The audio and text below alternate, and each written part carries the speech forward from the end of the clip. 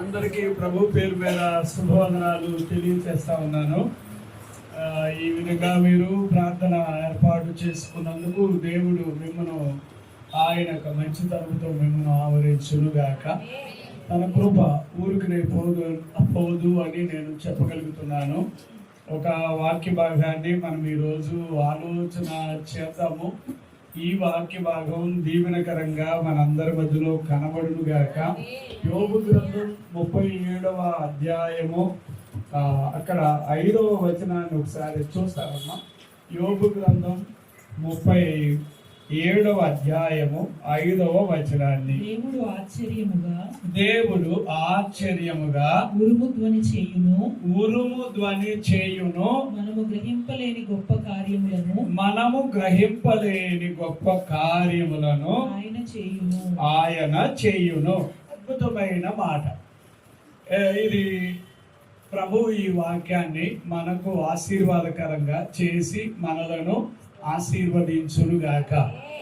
విషయం ఇందులో గమనించగలిగితే యోబు గారి గ్రంథం అంతా కూడా యోబు గ్రంథములో యోబు గారితో దేవుడు చాలా రకాలుగా మాట్లాడుతూ ఎన్నో రకాలుగా దేవుడు ఆయనను దర్శిస్తూ ప్రేరేపిస్తూ పలు రకాలుగా దేవుడు ఎవరు, ఎలాంటి వాడు, ఎంత గొప్పవాడు, ఎంతగా ఆయనకి ప్రత్యేకతలు ఉంటాయి, ఆయన ఎలాంటి వాడు, ఎటువంటి వాడై ఉన్నాడు అనే సంగతులు ఆత్మ ప్రేరేపణ వలన చాలా స్పష్టంగా ఎరిగిన మనిషి యోబు గారు. ఇప్పుడు యోబు గారు ఎన్నో పరిస్థితులు అటుగా ఉన్నా ఇటుగా ఉన్నా యోబు గారిని దేవుడు అన్ని రకాలుగా గమనిస్తూ ఉన్నాడు అనేది ఒక ఆలోచన. మీరు చూడండి, ఇప్పుడు వాక్యంలో ఆయన అంటున్నాడు, యోబు గారు అంటున్నాడు, ఏమని అంటున్నాడు? మీరైనా నేనైనా ఎప్పటికీ కూడా ఊహించలేము, గ్రహించలేము, అవగాహన కాదు. కానీ అంత గొప్ప దేవుడు ఆయన ఏం చేస్తాడట? గ్రహింపలేని ఎలాంటి కార్యాలు చేస్తాడు? మనము గ్రహించలేని కార్యాలు. గ్రహించలేము అని అంటే అర్థం ఏమిటి? ఎలాగ ఆలోచన చెయ్యాలి? మళ్ళీసారి చదవమ్మా అదే వచనాన్ని. 37:5 ఆశ్చర్యముగా ఉరుము ధ్వని చేయును మనము గ్రహింపలేని గొప్ప కార్యము ఆయన చేయును. ఎట్లాంటి కార్యాలు చేస్తాడట? కానీ అవి గనుక మనము ఆ గ్రహించలేని కార్యాలు మన జీవితాల్లో జరిగినప్పుడు అవి మనము దానిని బట్టి మన దేవునిని ఎనలేని రీతిలో ఊహించలేని రీతిలో తనకు మాత్రం మనం రుణపడిపోయి ఉండగలుగుతాం. అందుచేత ఈ దేవుడు ఎవరు అని అంటే, మనం ఆరాధన చేయించున్న దేవుడు ఎవరు అంటే అన్నీ కూడా తన బిడ్డలు ఎంతగా దేవుని మీద ఆధారపడే వాళ్ళందరి జీవితాల్లో ఎప్పటికీ కూడా గ్రహింపలేని గొప్ప కార్యాలు చేయువాడై ఉన్నాయి. మర్చిపోకండి, ఆధారపడేవాళ్ళు ఎవరెవరు ఆధారపడతారో ఇది కూడా మనం ఆలోచన చేయాలి. పరిస్థితులు అననుకూలంగా ఉంటాయి, పరిస్థితులు మనల్ని దాటిపోయినట్టుగా కనిపిస్తాయి. మనము నిజంగా ఇంతలాగా దేవుని మీద ఆధారపడ్డాం, ఇంతలాగా దేవుని దగ్గర మనం ఎదురు చూస్తున్నాం. అయినా కూడా కార్యాలు చూస్తేనేమో బయట ఒకలాగా ఉంటాయి, కానీ లోపల చూస్తే మరింకొకలాగా దేవుడు గొప్ప కార్యాలు, ఎంత పెద్ద కార్యాలు అంటే గ్రహించలేని ఏ కార్యాలు అన్నాడు? అప్పుడు గ్రహించలేని గొప్ప కార్యాలు కలరు వేయండి. అదొక ప్రత్యేకంగా అది కూడా ఈరోజు తారీఖు వేసుకొని ప్రభువా గ్రహింపలేని గొప్ప కార్యాలు. ఉదాహరణగా ఒక మాట చెప్దాం, మనం ఇంకా వాక్యం లోపలికి వెళ్ళడానికి ముందుగా కొన్ని పాయింట్స్. 36వ అధ్యాయం 29వ వచనాన్ని ఒక్కసారి చూస్తారమ్మా. యోబు గ్రంథం 28వ వచనం చదవండి. 36:28 వాటిని కుమ్మరించును. ఏమన్నాడమ్మా? మేఘములు వాటిని కుమ్మరిస్తాయి. మనుషుల మీదకి అవి సమృద్ధిగా మనుషుల మీదకి అవి ఏం చేస్తాయట? సమృద్ధిగా అనే మాట కూడా చాలా ఇంపార్టెంట్ అన్నమాట. దేవుడు తన బిడ్డల దగ్గరికి ఎట్లా వస్తాడు అని నేను ఒక సందర్భంలో నేను మీకు చెప్పాను. ఎట్లా వస్తాడని చెప్పాను అంటే, తన బిడ్డల దగ్గరికి వచ్చేటప్పుడు మాత్రం ఏమండి, చినుకులు పడేటట్టుగా, వర్షం లాగా, తుప్పరు పడేటట్టుగా, ఏ బిడ్డలకి ఆ బిడ్డలు అలాగా ఆయన తన బిడ్డల దగ్గరికి వచ్చేస్తాడు. అయితే ఇప్పుడు ఈ వాక్యంలో ఏమండి, వర్షములాగా, అంతేనమ్మా? అదేనా ఇక్కడ మనం చదువుతున్నాం. ఆయన తన బిడ్డల దగ్గరికి ఆయన వస్తున్నప్పుడు నిజంగానండి వర్షం యొక్క రిజల్ట్ అంటే, వర్షము వచ్చింది అంటే దాని వెనకాల ఫలితం ఉన్నది, మంచి పంట ఉంది, మంచి రాబడి ఉంటుంది. దీని వెనక ఏమండి మనము మేలు అనుభవించాలనే ఉద్దేశంతో ఆయన ఏం చేస్తాడంటే, వర్షం లాగా మేఘములను ఆయన అద్భుతంగా మనం ఉండే ప్లేస్లో మీరు అర్థం చేసుకోవాలి. మేఘాలు అనగానే ఎబ్రిల్కి రాసిన పత్రికలో 12లో ఏం రాసి ఉందమ్మా? 1-2 వచనాల్లో ఏం రాశాడు? ఎంత గొప్ప సాక్షి అంటే, మన ముందు చాలా మంది ఇలాంటి గొప్ప మేలులు పొందుకొని ప్రభు దగ్గరికి వెళ్ళారమ్మా. మీరు ఆలోచన చేయండి, ఇంత పెద్ద గొప్ప కార్యాలు అంటే గ్రహించలేము. ఇలాంటి పెద్ద పెద్ద కార్యాలు అనుభవించి వాళ్ళు ఈ దేవునికి నమస్కారం చేసి తన దగ్గరికి వెళ్ళిపోయారు వాళ్ళ కాలం వచ్చిన తర్వాత.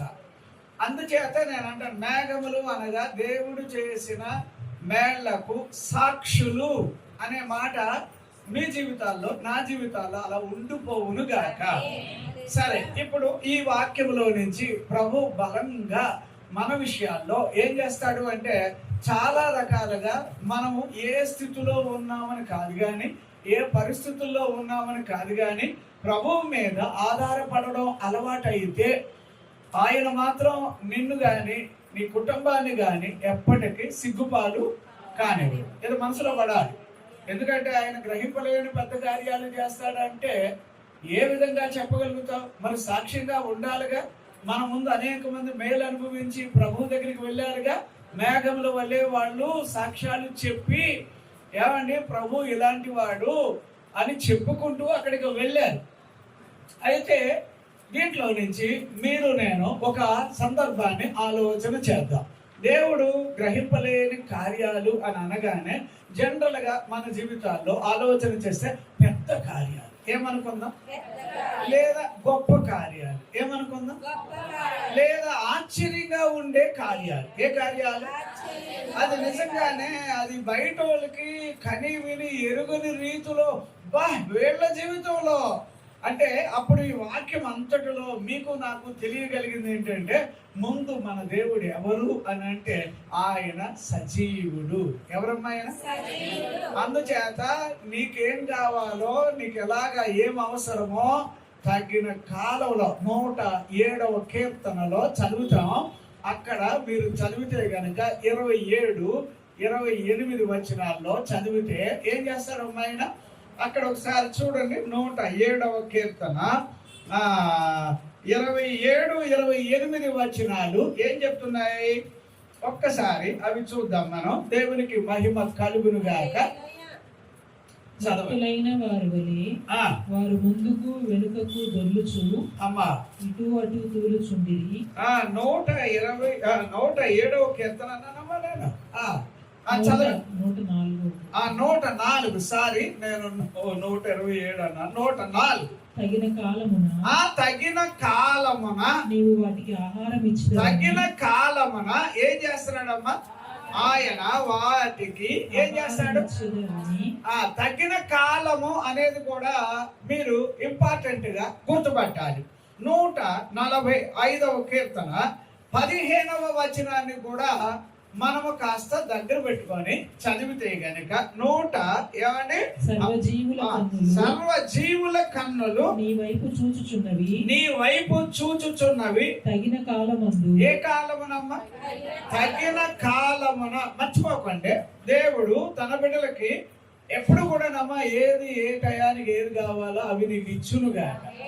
అందుచేత ఈయన సజీవుడు. ఎవరు? నా విమోచకుడు ఎవరు?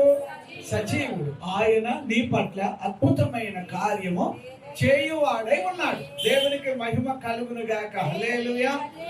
అప్పుడు 104లో మనం చదువుతున్నట్టుగానే తగిన కాలమున ఆయన ఏం చేస్తున్నాడు? వాటికి ఆహారాన్ని ఇస్తాడు. తగిన కాలములో ఆయనకి గుప్పిలి విప్పేవాడిగా ఉన్నాడు. తగిన కాలంలో వాటిని ఎలా పోషించాలో ఎలాగే. ఎందుకంటే ఒకవేళ ఆయన గుప్పులు తెరవలేదు అనుకోండి, అప్పుడు ఏమవుతాయి? అవన్నీ కూడా ఏమవుతాయి అని రాశాడు? కలత చెందుతాయి. ఏమవుతాయి? కలత చెందడం అంటే ఎలాగా? ఇప్పుడు సరే, ఇప్పుడు ఆయన మన విషయంలో గుప్పులు తెరవలేదు. తెరవకపోతే మనం ఏమనుకుంటాం? ఏమవుతాయి? కలత చెందవా? పక్షులు కలత చెందుతాయి అన్నప్పుడు వాటికన్నా మనం ఇంకా బాధకరంగా ఆలోచన చెయ్యమా? అందుకనే నేనేమంటానంటే, ఇప్పుడు నీ విషయంలో ఏది 37వ కీర్తన యోబు గ్రంథం 8వ వచనం 5వ వచనం ప్రకారంగా నీ విషయంలో ఆయన చాలా పెద్ద కార్యాలు చెయ్యాలని ఆయనకి ఆశ ఉంది. వినండి అమ్మా, బాగా ఆలోచన చేయండి. ఎప్పుడైనా మీరు ఇలాంటి వాక్యాలు ఆలోచన చేస్తే మనసులో ఎలా ఉండాలంటే, అవునా, ఇంత పెద్ద కార్యాలు చేయడం తనకి చేతనవుద్దా? మీకు నేను ఉదాహరణగా చెబుతాను. ఇప్పుడు యెహోషువ ఉన్నాడు చూసారా బైబిల్ గ్రంథంలో? యెహోషువ గారు ఎవరు కూడా ఉండేవాడు? మోషే గారు కూడా ఉండేవాడు. మోషే గారు కూడా ఉండేవాడు. మోషే గారు కూడా ఉండడం వలన చాలా సందర్భాల్లో ఏమండి, వాళ్ళ సొంత అన్న ఎవరో అహరోను గారు ఉన్నా అహరోను గారికి కూడా ఇవ్వలేనంత ప్రత్యేకతలు ఎవరికి ఇచ్చేవాడో తెలుసా? మోషే గారు యెహోషువ గారికి ఇచ్చేవాడు. యెహోషువ గారికి ఇవ్వడం అది ఒక్కొక్క సందర్భం ఎలా ఉండేదంటే, దేవుడు చూడండి ఎట్లాంటి దేవుడు అని అంటే, మోషే గారిని ఒక సందర్భంలో అంటున్నాడు, నువ్వు అతని మీద నీ చేతులు ఉంచు అని అన్నాడు. ఎవరి మీద? యోసేపు మీద, యెహోషువ మీద ఏం చేయమన్నాడు? చేతులు ఉంచు అన్నాడు. యెహోషువ మీద చేతులు ఉంచు అని అనగానే నిజంగానే ఆశ్చర్యం అనిపించిందండి. ఆయన మీద, యెహోషువ గారి మీద మోషే గారు చేతులు ఉంచగా అప్పుడు యెహోషువ ఏమయ్యాడని రాసింది? ఎవరు చెప్తారు? మోషే గారి చేతులు ఎవరి మీద ఉంచారు? యెహోషువ మీద ఉంచారు. యెహోషువ ఒక విధంగా చెప్పాలంటే అహరోను ఎలాంటి వాళ్ళకన్నా గొప్పోడా అంటే కాదమ్మా. ఇంచుమించుగా ఏలియా గారి టైంలో ఎలీషా గారు ఉన్నట్టు అనుకుంటాను, నేను అనుకుంటాను. అట్లా తప్పైతే క్షమించాలి దేవుడు. కానీ ఏమండి, మరి యెహోషువ గారు ఎంత ప్రత్యేకత పొందాడు అంటే మీలో ఎవరు చెప్తారు?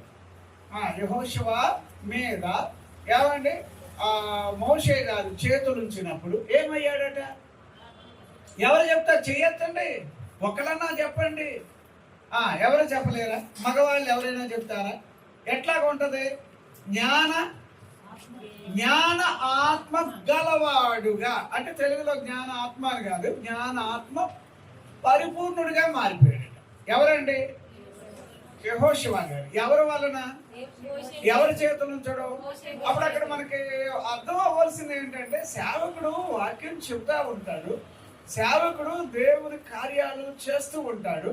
చేస్తూ ఉంటుంటే ఆ వాక్యాలను అవి ఇవి యెహోషువ గారు చూచి నమ్మి విశ్వసించి, మీకు తెలుసో తెలియదో బాగా ఎప్పుడైనా యెహోషువ గారి మీద మీరు కనుక ఆలోచన చేస్తే మామూలు మనిషి కాదు. ఇప్పుడు కొండ మీదకి వెళ్ళింది ఎవరెవరు?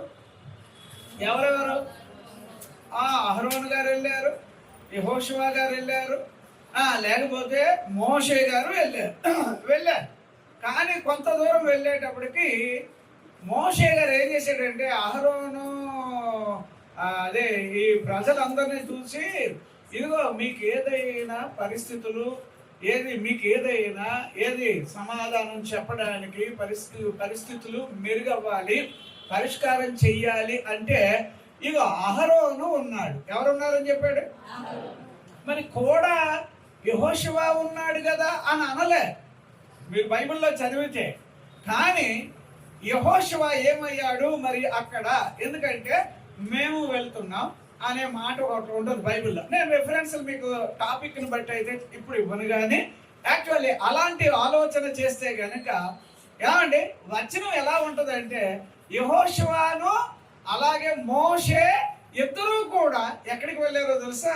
దేవుని అగ్ని పర్వతం దగ్గరికి వెళ్ళిపోయారు. ఎక్కడికి వెళ్ళారండి వాళ్ళు? అంటే అమ్మా, దేవుడు మన జీవితాల్లో పెద్ద కార్యాలు చేయడానికి, ఇందులో ఆశ్చర్యమైన కార్యాలు చేయడానికి, మహత్తు కలిగిన కార్యాలు చేయడానికి, ఇతరులు ఎవరు కూడా కని విని ఎరిగినటువంటి కార్యాలు నీ పక్షాన చేయడానికి ఒక్కటేనమ్మా. మీరు మామూలు మనుషులుగా ఆలోచన చేస్తే కుదరదు. ఆలోచించండి. బైబిల్ అంతా కూడా ఆదికాండం దగ్గర నుంచి ప్రకటన గ్రంథం వరకు చదివితే పరిశుద్ధ ఆత్మ ఒక ప్రత్యేకమైన రీతిలో కనిపించుకుంటూ వెళతాడు. ఏమంటే పరిశుద్ధ ఆత్మ ప్రత్యేకంగా, అది మామూలుగా మనం ఆలోచన చేస్తేనేమో అంత కనబడదు. కానీ కొంచెం డీప్గా వెళితే చూడండి, యెహోషువ గారు మోషే గారు కూడా ఉండడం అది దేవుడు గమనిస్తున్నాడు. ఒక్కటి గమనిస్తున్నాడు. అలాగ అతన్ని చూచాడు. మాటల్లో ఎలా ఉంటాడు చూచాడు, ప్రవర్తనలు ఎలా ఉంటాడు చూచాడు. ఇలాగ గమనిస్తూ ఉండగానే ఒక సందర్భంలో మోషే గారికి ఏం చేశాడంటే మరి అద్భుతమైన విషయం చెప్తాడు మోషే. ఈ అమాలేకీయులతోటి ఎవరు యెహోషువ వెళ్ళి యుద్ధము చేసి నెగ్గి వచ్చాడు కదా, నువ్వు ఇవన్నీ కూడా గ్రంథంలో రాయి అన్నాడు. ఎవరితో? మోషే గారితో దేవుడు చెప్పిన మాట. ఏం చేశాడో తెలుసా? ప్రభు అలా అంటారా, అయితే రాస్తానని చెప్పి రాసేసాడు. ఓ పుస్తకంలో రాశాడు. రాయగానే ప్రభు నువ్వు చెప్పినట్టు నేను రాశాను ప్రభు. రాసావా అన్నాడు. రాశాను అన్నాడు. రాస్తే ఓ పని చెయ్యి, నువ్వు ఇప్పుడు వెళ్ళి ఏం చేయాలి? యెహోషువ గారి దగ్గర ఇది వినిపించు అన్నాడు. ఎవరు ఇప్పుడు యెహోషువ ఎవరు చెప్పండి?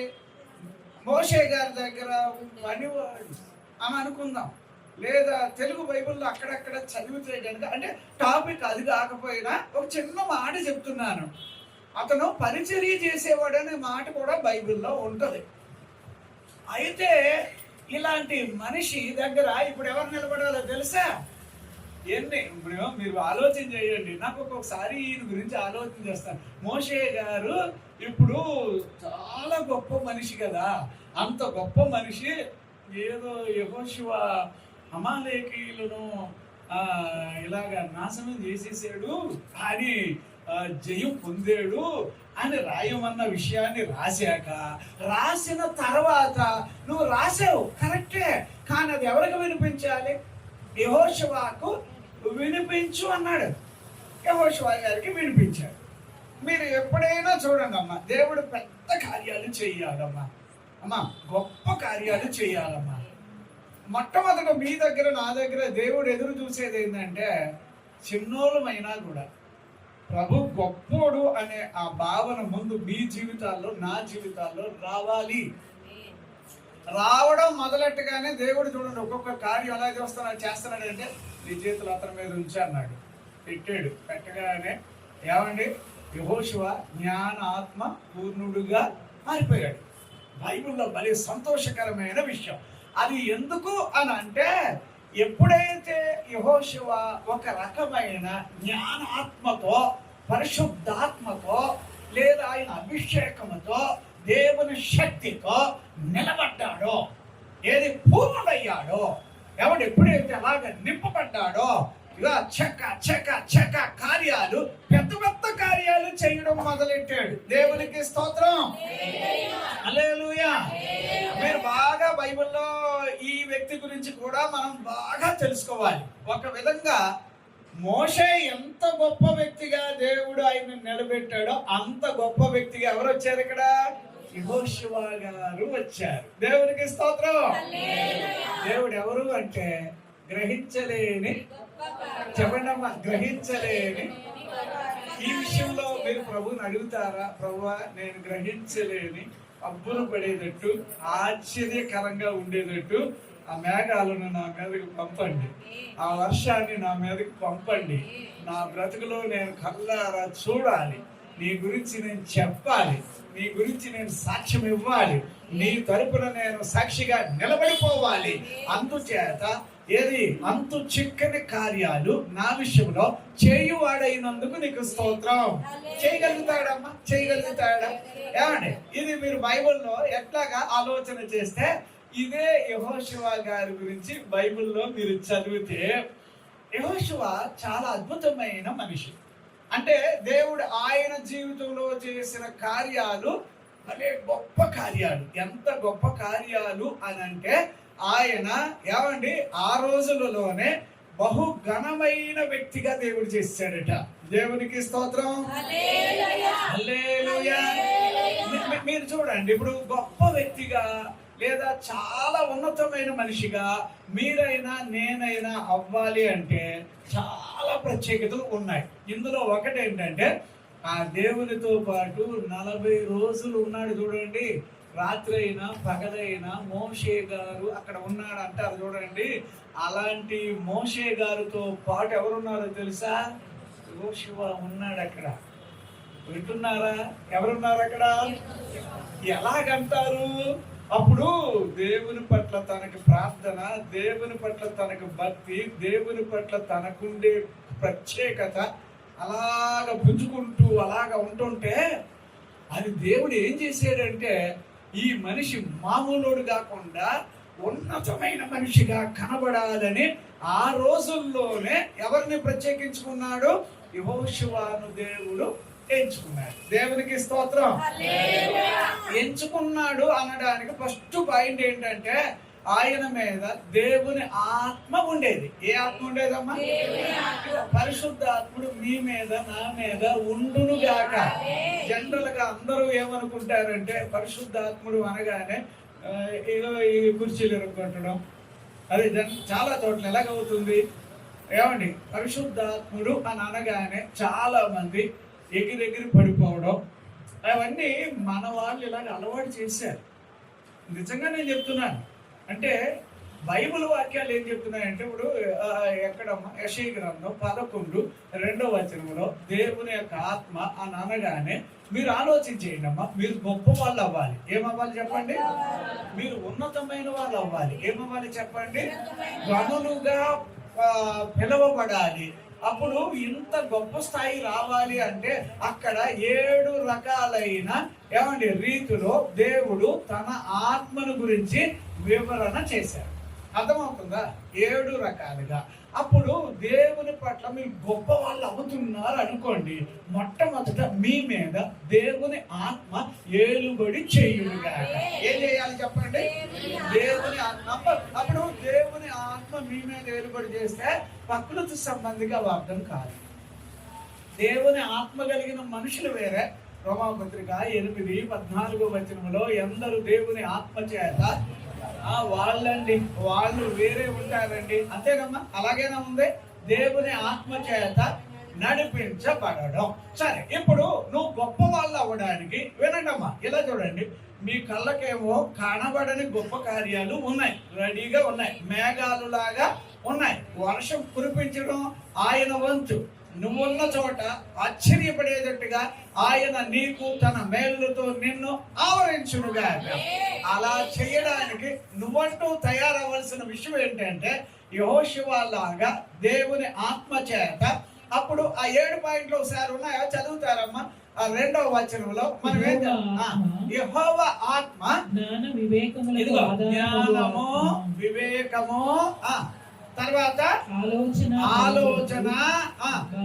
బలము, తెలివి, భయభక్తులు. అంటే నిజంగా మీరు అందులో చదివితే 7 రకాలుగా దేవుడు తన ఆత్మ ద్వారా అప్పుడు యెహోషువ మీద ఇవన్నీ ఉన్నాయని నేను అంటాను. 7 రకాలైన ఏమంటారు అక్కడ? జ్ఞానమే గాని, తెలివే గాని, ఏది దేవుని యొక్క ప్రత్యేకతలే, భక్తే గాని, ఇవన్నీ ఎవరి మీద ఉన్నాయి? ఎప్పుడైతే జ్ఞానపూర్ణాత్మ కలిగిన వాడిగా నువ్వు మారతావో, పరిశుద్ధాత్మ ద్వారా మారతావో, దేవుడు నీ విషయంలో ఆయన మేఘములను ఏది నీ ఏరియాలో సాక్షిగా ఉండే ఆ ప్రత్యేకత నీకు ఇచ్చునుగాక. వినండి అమ్మా. ఇప్పుడు బైబిల్ గ్రంథంలో ఎట్లా చదువుతాము అంటే ఆది కాండం అక్కడ మనము 26వ అధ్యాయంలో ఓ చిన్న వాక్యాన్ని మనం చూడగలుగుతాం. 26వ అధ్యాయం 14వ వచనం ఒకసారి చదువుతారమ్మా. ఏమని రాశాడు? గొర్రెల ఆస్తియు అమ్మా, అతనికి గొర్రెల ఆస్తియు గొడ్ల ఆస్తియు దాసులు దాసులు కలిగినందున ఫిలిష్తీయులు అతని ఎంతో అసూయపడ్డారు. అమ్మ, దానికి పై వచనాలు ఒకసారి చదువుతారు. మిక్కిలి గొప్పవాడలు వరకు క్రమక్రమముగా అభివృద్ధి క్రమక్రమముగా ఏమయ్యాడట? మిక్కిలి గొప్పవాడిగా తాను మారడం అనేది ఇందులో మనం చదువుతాం.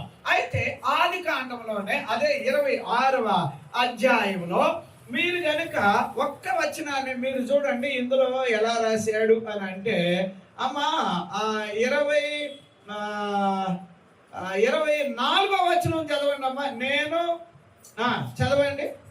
ఆ రాత్రియే యెహోవా అతనికి ప్రత్యక్షమయ్యి, నీ తండ్రి అయిన అబ్రహాము దేవుడు, నేను ఎవరిని? నీ తండ్రి అయిన అబ్రహాము దేవుడను, నేను నీకు తోడై ఉన్నాను గనుక భయపడకు. నేను నీకు తోడై ఉన్నాను గనుక నువ్వేం కావాలట?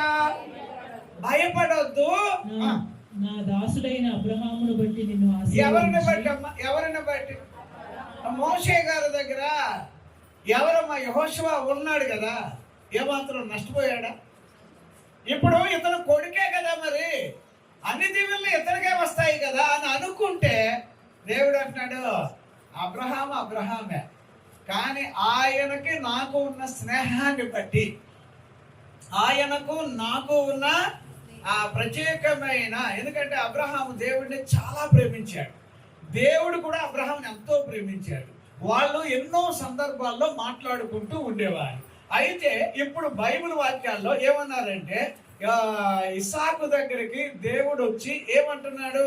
నేను మీ నాన్నగారిని బట్టి నేను నిన్నేం చేస్తున్నాను? ఆలోచన చేయండి. ఆశీర్వదించడం అంటే మామూలు విషయమా? ఏమండి, దీవించబడడం అంటే మామూలు విషయమా? ఇందులో నుంచి మనము చదవగలిగినటువంటి ఒక ప్రత్యేకమైన మాట మనము గమనించగలిగితే, ఇందులో అబ్రహామును బట్టి ఎవరిని దీవించాడు దేవుడు అంటే, అప్పుడు దేవుడు అతన్ని దీవించడం బాగానే ఉంది. ఎవరిని బట్టి దీవించాడు? అబ్రహామును బట్టి. మరి అలాగే ఇప్పుడు నేను అంటాను, అబ్రహామును బట్టి ఇస్సాకు గారు దీవించబడితే ఏమేమి ఉన్నాయంట? ఆయనకి గొర్రెలు ఉన్నాయట. ఏమేమి ఉన్నాయి? ఏదో చదవండి అమ్మా. అదే వచ్చిన గొర్రెల ఆస్తి ఉందట, గొడ్ల ఆస్తి ఉందట, దాసులు సమూహమును. ఎంతమ్మా? చాలా గొప్ప సమూహం ఉండేదట. ఈ గొప్ప సమూహం ఇవన్నీ ఎవరు చూస్తున్నారంటే, ఆయన గొప్పవాడు అవుతూ ఉంటే, ఏమంటే ఉన్నతమైన వాడు అవుతూ ఉంటే అది తట్టుకోలేక అక్కడ ఎవరున్నారో తెలుసా? బైబిల్ వాక్యాల్లో 26వ అధ్యాయంలో మనం చదువుతా ఉన్నటువంటి ఒక్క మాట అమ్మా. అందులో మనం చదివితే గనుక 8వ వచనం ఒకసారి చదువుతారమ్మా. 8వ వచనం. అక్కడ అతడు చాలా దినములు ఉండిన తర్వాత ఫిలిష్తీయుల రాజైన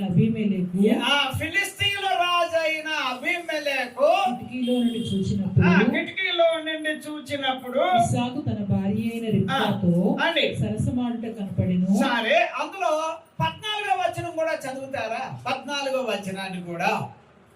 అతనికి గొర్రెల ఆస్తియు గొడ్ల ఆస్తియు దాసులు గొప్ప సమూహము అతనికి కలిగేను.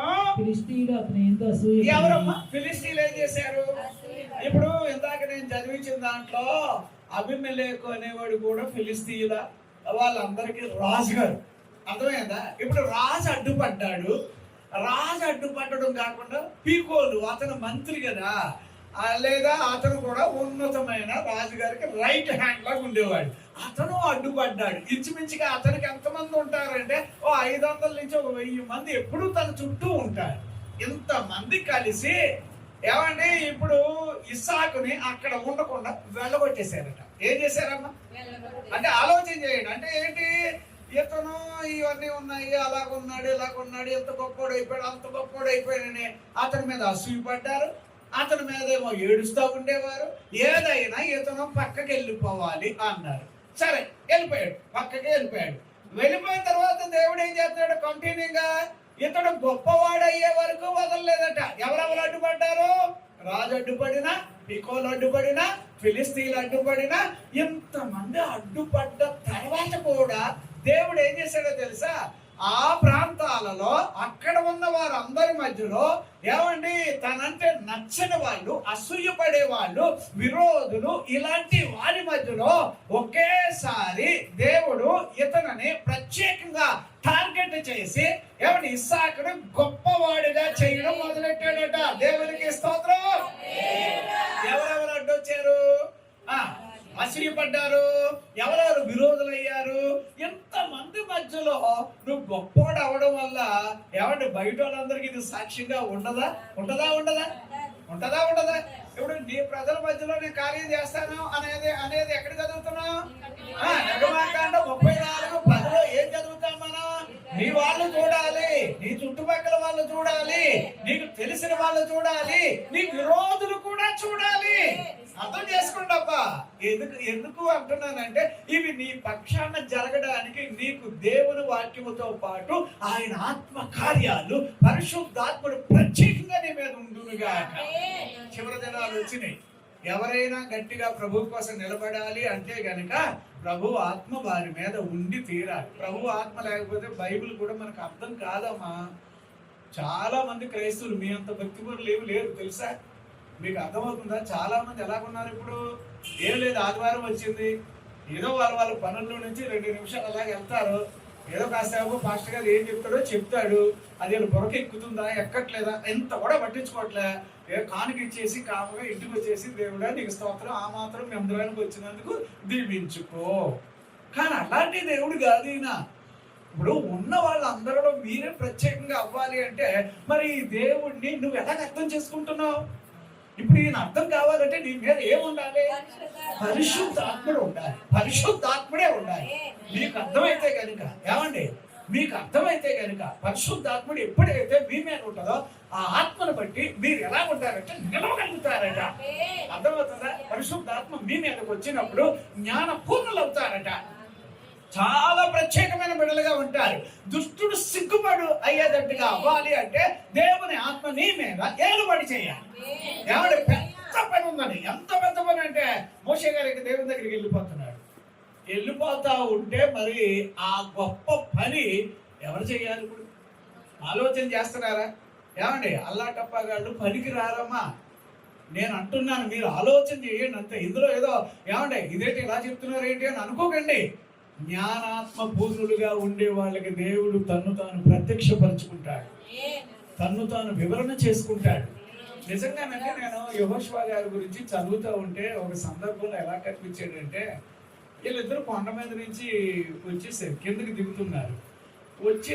వచ్చేసిన తర్వాత గుడారంలో ఉండేవారు అనుకోండి, బైబిల్లో ఉన్నట్టు ఉంటే మోషే గారు కూడా ఒక్కొక్క సందర్భంలో ఆ దేశంలో ఆ ప్రజల మధ్యలో ఏం జరుగుతుందో చూస్తూ ఉండేవాడు. అంటే గుడారంలో చెల్లి. కానీ యెహోషువ మాత్రం వెళ్ళేవాడు కాదు. యెహోషువ గారు ఎప్పుడు కూడా ఆ లోపలే ఉండేవాడట. బైబిల్లో అంత క్లారిటీగా తన గురించి రాశాడు. ఎందుకు అనంటే నేను అనుకుంటున్నాను యెహోషువ గారు అలా ఉండడానికి కారణం ఏమిటబ్బా? మోషే గారు కూడా వెళ్ళిపోవచ్చు కదా అంటే అలా వెళ్ళేవాడు కాదు. ఎందుకు అంటే అక్కడ ఉండి ఏం చేసేవాడో తెలుసా? ఏ సమయంలో అయినా దేవుడు వస్తాడు మళ్ళీ. అర్థమవుతుందమ్మా?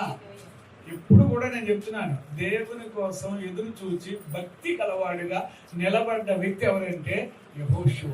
దేవునికి స్తోత్రం. అన్నా అవునాయి అని అప్పుడు నేను అంటున్నా, ఒక టైం వచ్చిందండి, ఇంచుమించుగా అందరూ ఎవరు తర్వాత మోషే గారి తర్వాత ఎవరు అని అంటే ఆల్రెడీ ఆత్మపూర్ణుడైన యెహోషువ దేవుడు ఆయనను నిలబెట్టేశాడు. దేవునికి స్తోత్రం. హల్లెలూయా. అంటే ఇది గొప్ప కార్యం అంటారా చిన్న కార్యం అంటారా? ఎంత గొప్ప కార్యం అని అంటే ఇక ఆలోచన చేస్తే మామూలు మనిషిని దేవుడు అసాధారణమైన మనిషిగా చేసేసాడు. దేవునికి స్తోత్రం. అలాగే ఇప్పుడు నేను అంటున్నాను, ఇస్సాకు గారు ఏమండి తనకు ఎక్కువగా ఉండే లక్షణం ఏంటంటే ప్రార్థన చేయడు, ధ్యానం చేయడు, దేవుని పట్ల కాస్త భయభక్తులు కలిగి, ఇది ఆయన డైలీ లైఫ్ స్టైల్. ఏమండి మీకు బాగా బైబిల్ని ఆలోచన చేస్తే ఏమంటే సమయం వచ్చేటప్పటికి ఈయన తండ్రితోటి అంత దగ్గరగా లేకపోయాడు. ఎవరో ఇస్సాకు గారు అంతగా, ఎందుకంటే వాళ్ళ అమ్మగారికి తీసుకుని వెళ్ళిపోయారు వేరే పరిస్థితులు బట్టి. బైబిల్ మీరు చదివితే కనుక అర్థమయ్యేది ఏంటంటే, పిల్లోడు ఎప్పుడైతే బలి కోసం పైకి వెళ్ళారు కదా, వీళ్ళిద్దరూ కొండెక్కారుగా, వాడికి వెళ్ళి బలి ఇవ్వడానికని అంత అయిన తర్వాత వీళ్ళ కిందకు వచ్చిన తర్వాత ఖచ్చితంగా ఈ విషయం అమ్మకి చెప్పుంటాడా చెప్పడా? ఎవరు? ఇస్సాకు చెప్పుంటాడా చెప్పడా? చెప్పిన తర్వాత ఆయన మనసులో ఎలాగుంటుంది, ఆవిడ మనసులో ఇలా జరిగిందా నాన్న, ఓ పని చేద్దాం అని ఆ పిల్లవాడిని బహుశా నేను అనుకుంటున్నాను తీసుకుని వెళ్ళిపోయిందండి ఆవిడ. ఎక్కడికి అని అంటే మీరు ఆలోచించే చాలా కాలం ఈ విషయాలు బైబిల్లో మీరు బాగా చదివితే అర్థమయ్యే విషయం అది. ఏమంటే తీసుకుని వెళ్ళిపోయి ఆవిడ వేరే చోట, అబ్రహాం గారు ఒక చోట, ఇలాగా ఉన్న సందర్భం ఉంది బైబిల్లో. అలాగా ఉంటున్నప్పుడు ఆ అమ్మగారు ఒక టైం వచ్చేటప్పటికి చనిపోయింది. ఎవరు? సారా గారు చనిపోయింది. చనిపోయినప్పుడు ఏమండి దగ్గరే లేడు ఈయన. ఎవరు? అబ్రహాం దగ్గరే లేడు. విషయం తెలుసుకొని వెళ్ళాడు అక్కడికి. ఎంతో ఏడ్చాడట, ఎంతో ఏడ్చాడు. అలాగని చెప్పి మరి పిల్లోడిని ఏమంటే చూడలేదా, పట్టించుకోలేదంటే తెలుసు ఎప్పటికప్పుడు పిల్లోడు అమ్మ దగ్గర ఉన్నాడు, బాగానే ఉన్నాడు, మంచిగానే ఉన్నాడు. ఇదే కానీ నేను అంటున్నా, ఆ పిల్లోడు దీవించబడడానికి కారకుడు ఎవరంటే అబ్రహామును బట్టి అతనిని ఆశీర్వదించాడు. ఎంత ఆలోచన చేస్తున్నా. అబీమెలెకు అడ్డుపడ్డాడు, తర్వాత పీకోలు గారు అడ్డుపడ్డాడు, తర్వాత ఎవరు అడ్డుపడ్డారు? ఫిలిస్తీన్లు అడ్డుపడ్డారు. ఇంతమంది అడ్డుపడితే కూడా అక్కడ ప్రకృతి అనుకూలించలేని పరిస్థితి. అది ఏ కాలం అంటే అది కరువు కాలం అని రాశారు. ఏ కాలం? కరువు కాలంలో కూడా ఏమండి ఇస్సాకు గారి యొక్క స్థలాలు, పొలాలు ఎలా ఉండేవట? పచ్చగా ఉండేవట. ఏమంటే విస్తరిస్తూ ఉండేవట. చేతికి పంట వచ్చేదట. నీళ్లు లేక చేస్తుంటే ఇక్కడ పశువులు చక్కగా ఉంటున్నాయట. నీళ్లు లేక చేస్తుంటే ఇక్కడేమో ఫలాలు కోస్తూ ఉన్నారట. నీళ్లు లేక ఉంటే ఇక్కడ ఉన్న పని వాళ్ళు కానీ ఎంతమంది ఉన్నా వాళ్ళంతా చాలా ఎక్కువ మంది ఉంటే వాళ్ళందరూ ఎంతో తొలతూగేటట్టుగా ఉండడానికి కారణం, నేను మళ్ళీ చెప్తున్నాను, ఎప్పుడైతే దేవుని యొక్క ఆత్మతో నింపబడతామో ప్రభువు నిన్ను అంచెలంచెలుగా ఉన్నతమైన స్థాయిలో నిలబెట్టునుగాక. అందరూ ఆశ్చర్యపడాలి. ఎంతమంది ఆశ్చర్యపడాలి? అందరూ ఆశ్చర్యపడాలి. ప్రతి వాళ్ళు ఆశ్చర్యపడాలి. ప్రతి వాళ్ళు చివరికి ఏమండి అబీమెలెకు వాళ్ళంతా కలిపి వచ్చి, నిన్ను మేము వెళ్ళగొట్టిన మాట నిజమే, దూరంగా తరిమేసాము, మా ఏరియాలో ఉండొద్దు అని ఎందుకో అన్నాము. కానీ నీ కూడా ఇప్పుడు మాకు తెలిసింది ఏంటంటే, నువ్వు ఇంత గొప్పవాడు అవ్వడానికి నీ దేవుడు నీకు తోడై ఉన్నాడు. అమ్మ, అదే దేవుడు ఈ ఇంటి వారికి తోడై ఉండునుగాక.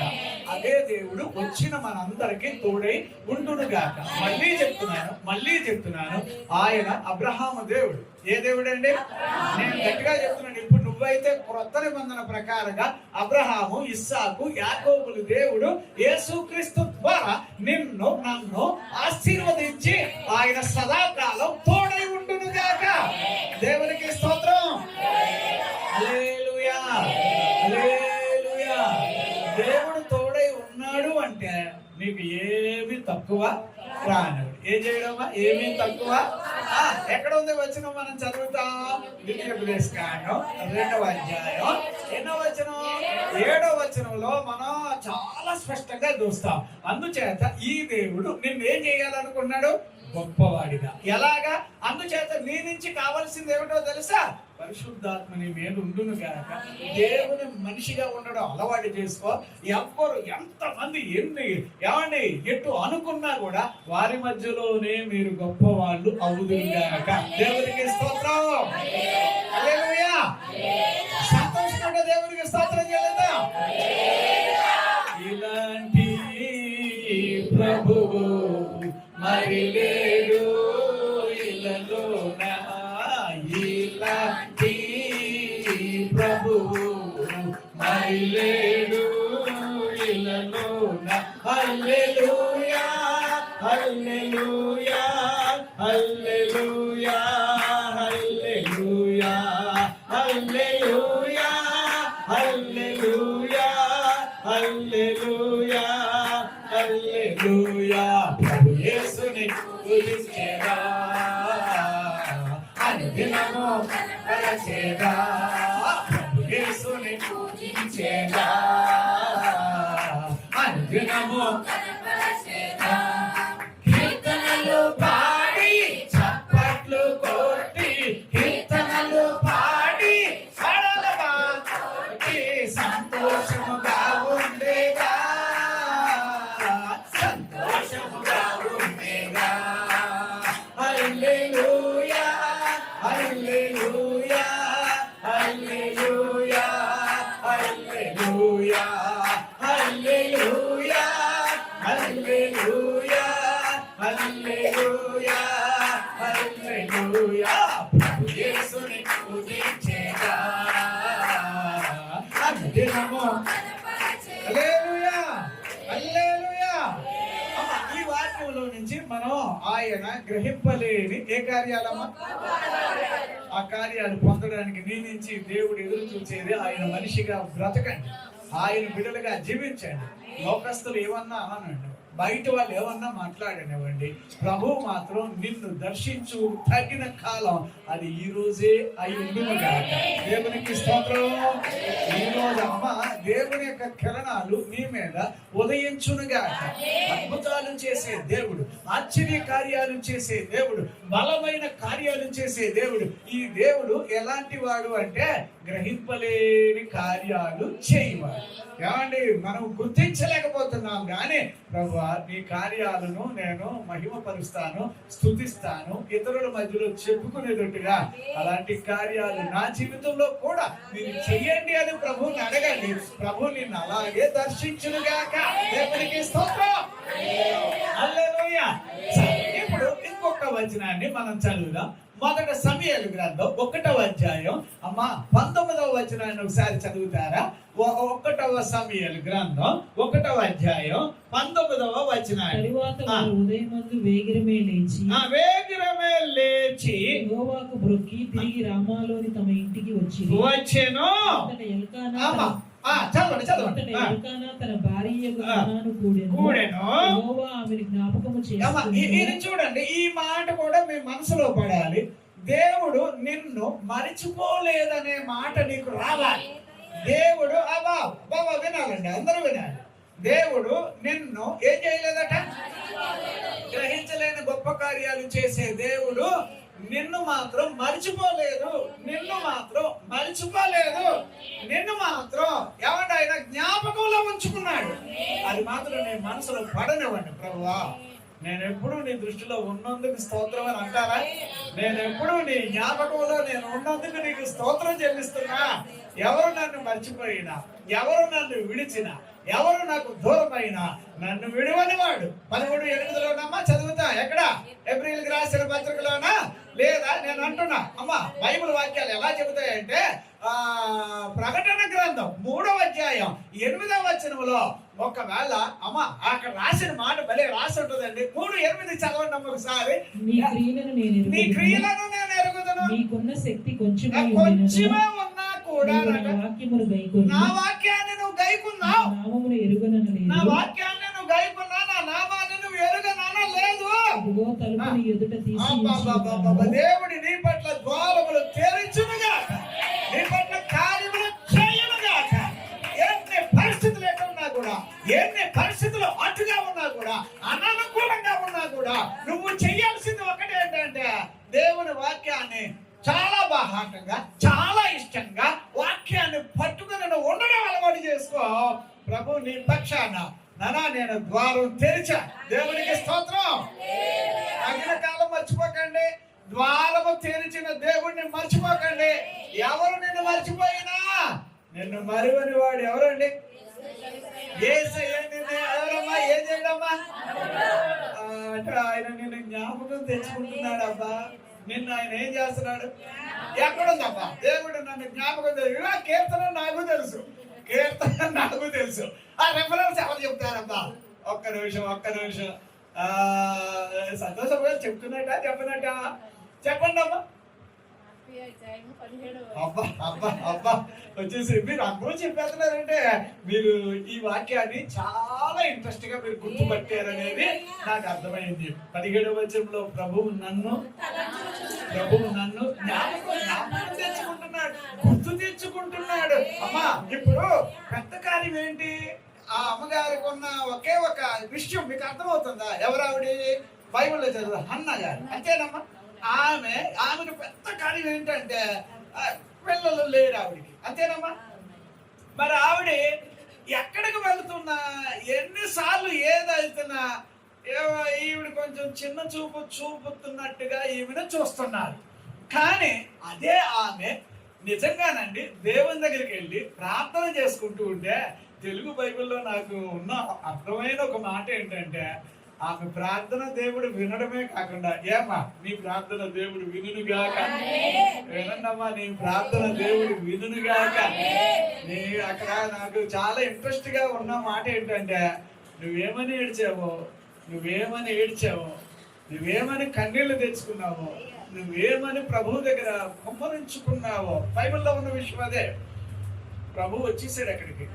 వచ్చేసి ఆ అమ్మ ఎంతలాగా నలిగిపోయిందే, ఇంట్లో నలిగిపోయింది, ఏమో వ్యక్తిగతంగా ఆమె నలిగిపోయింది, ఆమె జీవితంలో ఎంత వేదన ఉంది అని వెంటనే దేవుడు ఆమెను ఏం చేశాడట? జ్ఞాపకము. అమ్మ దేవుడు నిన్ను జ్ఞాపకం తెచ్చుకున్నాడనే సంతోషం నీకుంటే ప్రభువు నిన్ను అనేక రీతులుగా ఆదరించుగా.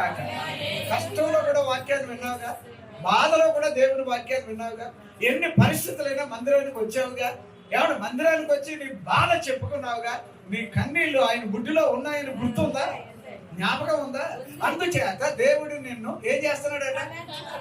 అప్పుడు ఈ వాక్యంలో నీకు అర్థం కావాల్సింది ఏంటంటే, పెద్ద కార్యం, గొప్ప కార్యం, గ్రహించలేని గొప్ప కార్యం ఏదబ్బా అంటే, ఏమండి ప్రభువు నిన్ను జ్ఞాపకం తెచ్చుకో. అమ్మా దేవుడు నిన్ను ఏం చేశాడట? చెప్పండి సార్, మళ్ళీ చెప్పండి సార్. ఈ దీనుడు మరుపెడతా ఆయన వినడం ఒక్కసారి అలా తెలుసు, నన్ను జ్ఞాపకం తెచ్చుకున్నాడు. నిజంగా నేను చెప్తున్నానమ్మా, వాక్యాలు ప్రభువు దగ్గర గోజాడుతూ తెచ్చుకుంటారు. నేను అడుక్కుంటాను వాక్యాలు దేవుని దగ్గర, ప్రభువా ఎట్లా చెప్పాలి ప్రభువా? ఎందుకంటే మామూలుగా చెప్తే కాదు. అందులో మన మందిరంలో ఏమండి దేవుని వాక్యం బాగా అలవాటు పడిపోయాం మనం. ఏమండి నేను చెప్తున్నా, వాక్యాలు బాగా నమ్మాం. ఇప్పుడు ఈ దేవుడు ఏమంటాడంటే, నానా నేను నీ గోడు, నీ కన్నీళ్ళు, నీ బాధ, నీకున్న సమస్య, నీకున్నదంతా నాకు తెలుసు కనుక నిన్ను జ్ఞాపకం తెచ్చుకుంటున్నాను. దేవునికి స్తోత్రం. గొప్ప కార్యాల్లో ఇస్సాకు జీవితంలో చూచాం. యెహోషువ గారి జీవితంలో చూచాం. యెహోషువ గారి దగ్గర ఉన్న ప్రత్యేకత ఏమిటంటే, ఆత్మ పూర్ణుడై ఆయను. మర్చిపోకండి అమ్మా వచనాలు. నేను ఆయన గురించి వచ్చినప్పుడు ఆ మ్యాటర్ మనం ఇప్పుడే నేను చెప్తాను. కానీ విషయం ఏంటంటే, నీ జీవితంలో దేవుని ఆత్మ ద్వారా కార్యాలు జరుగునుగాక.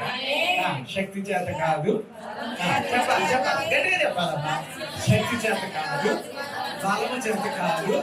ఎలాగా ఇప్పుడు చెప్పండి. ఇప్పుడు ఎవరికి చేస్తాడినా, ఎవరు ఆత్మపూర్ణులుగా ఉంటున్నారో, ఎవరు ఈ దేవుని మనిషిగా ఉంటున్నారో, ఎవరు ఈ దేవుని దగ్గర ఏది నా కష్టం ఎక్కడికి వెళ్ళ చెప్పలే, తన దగ్గరే చెప్పుకుంటానని వచ్చేవే, అందుచేత నీ కష్టాన్ని చూసిన దేవుడు గొప్ప కార్యము చేయునుగాక, గ్రహించలేని కార్యము చేయునుగాక, అంతు పట్టని కార్యము చేయునుగాక. అది ఎప్పుడో కాదమ్మా, మేఘంలాగా వచ్చింది. తగిన కాలం ఇదే. ఈ రోజే దేవుడు నిన్ను దర్శించునుగాక. అది ఎప్పుడో కాదమ్మా, అది ఇప్పుడే.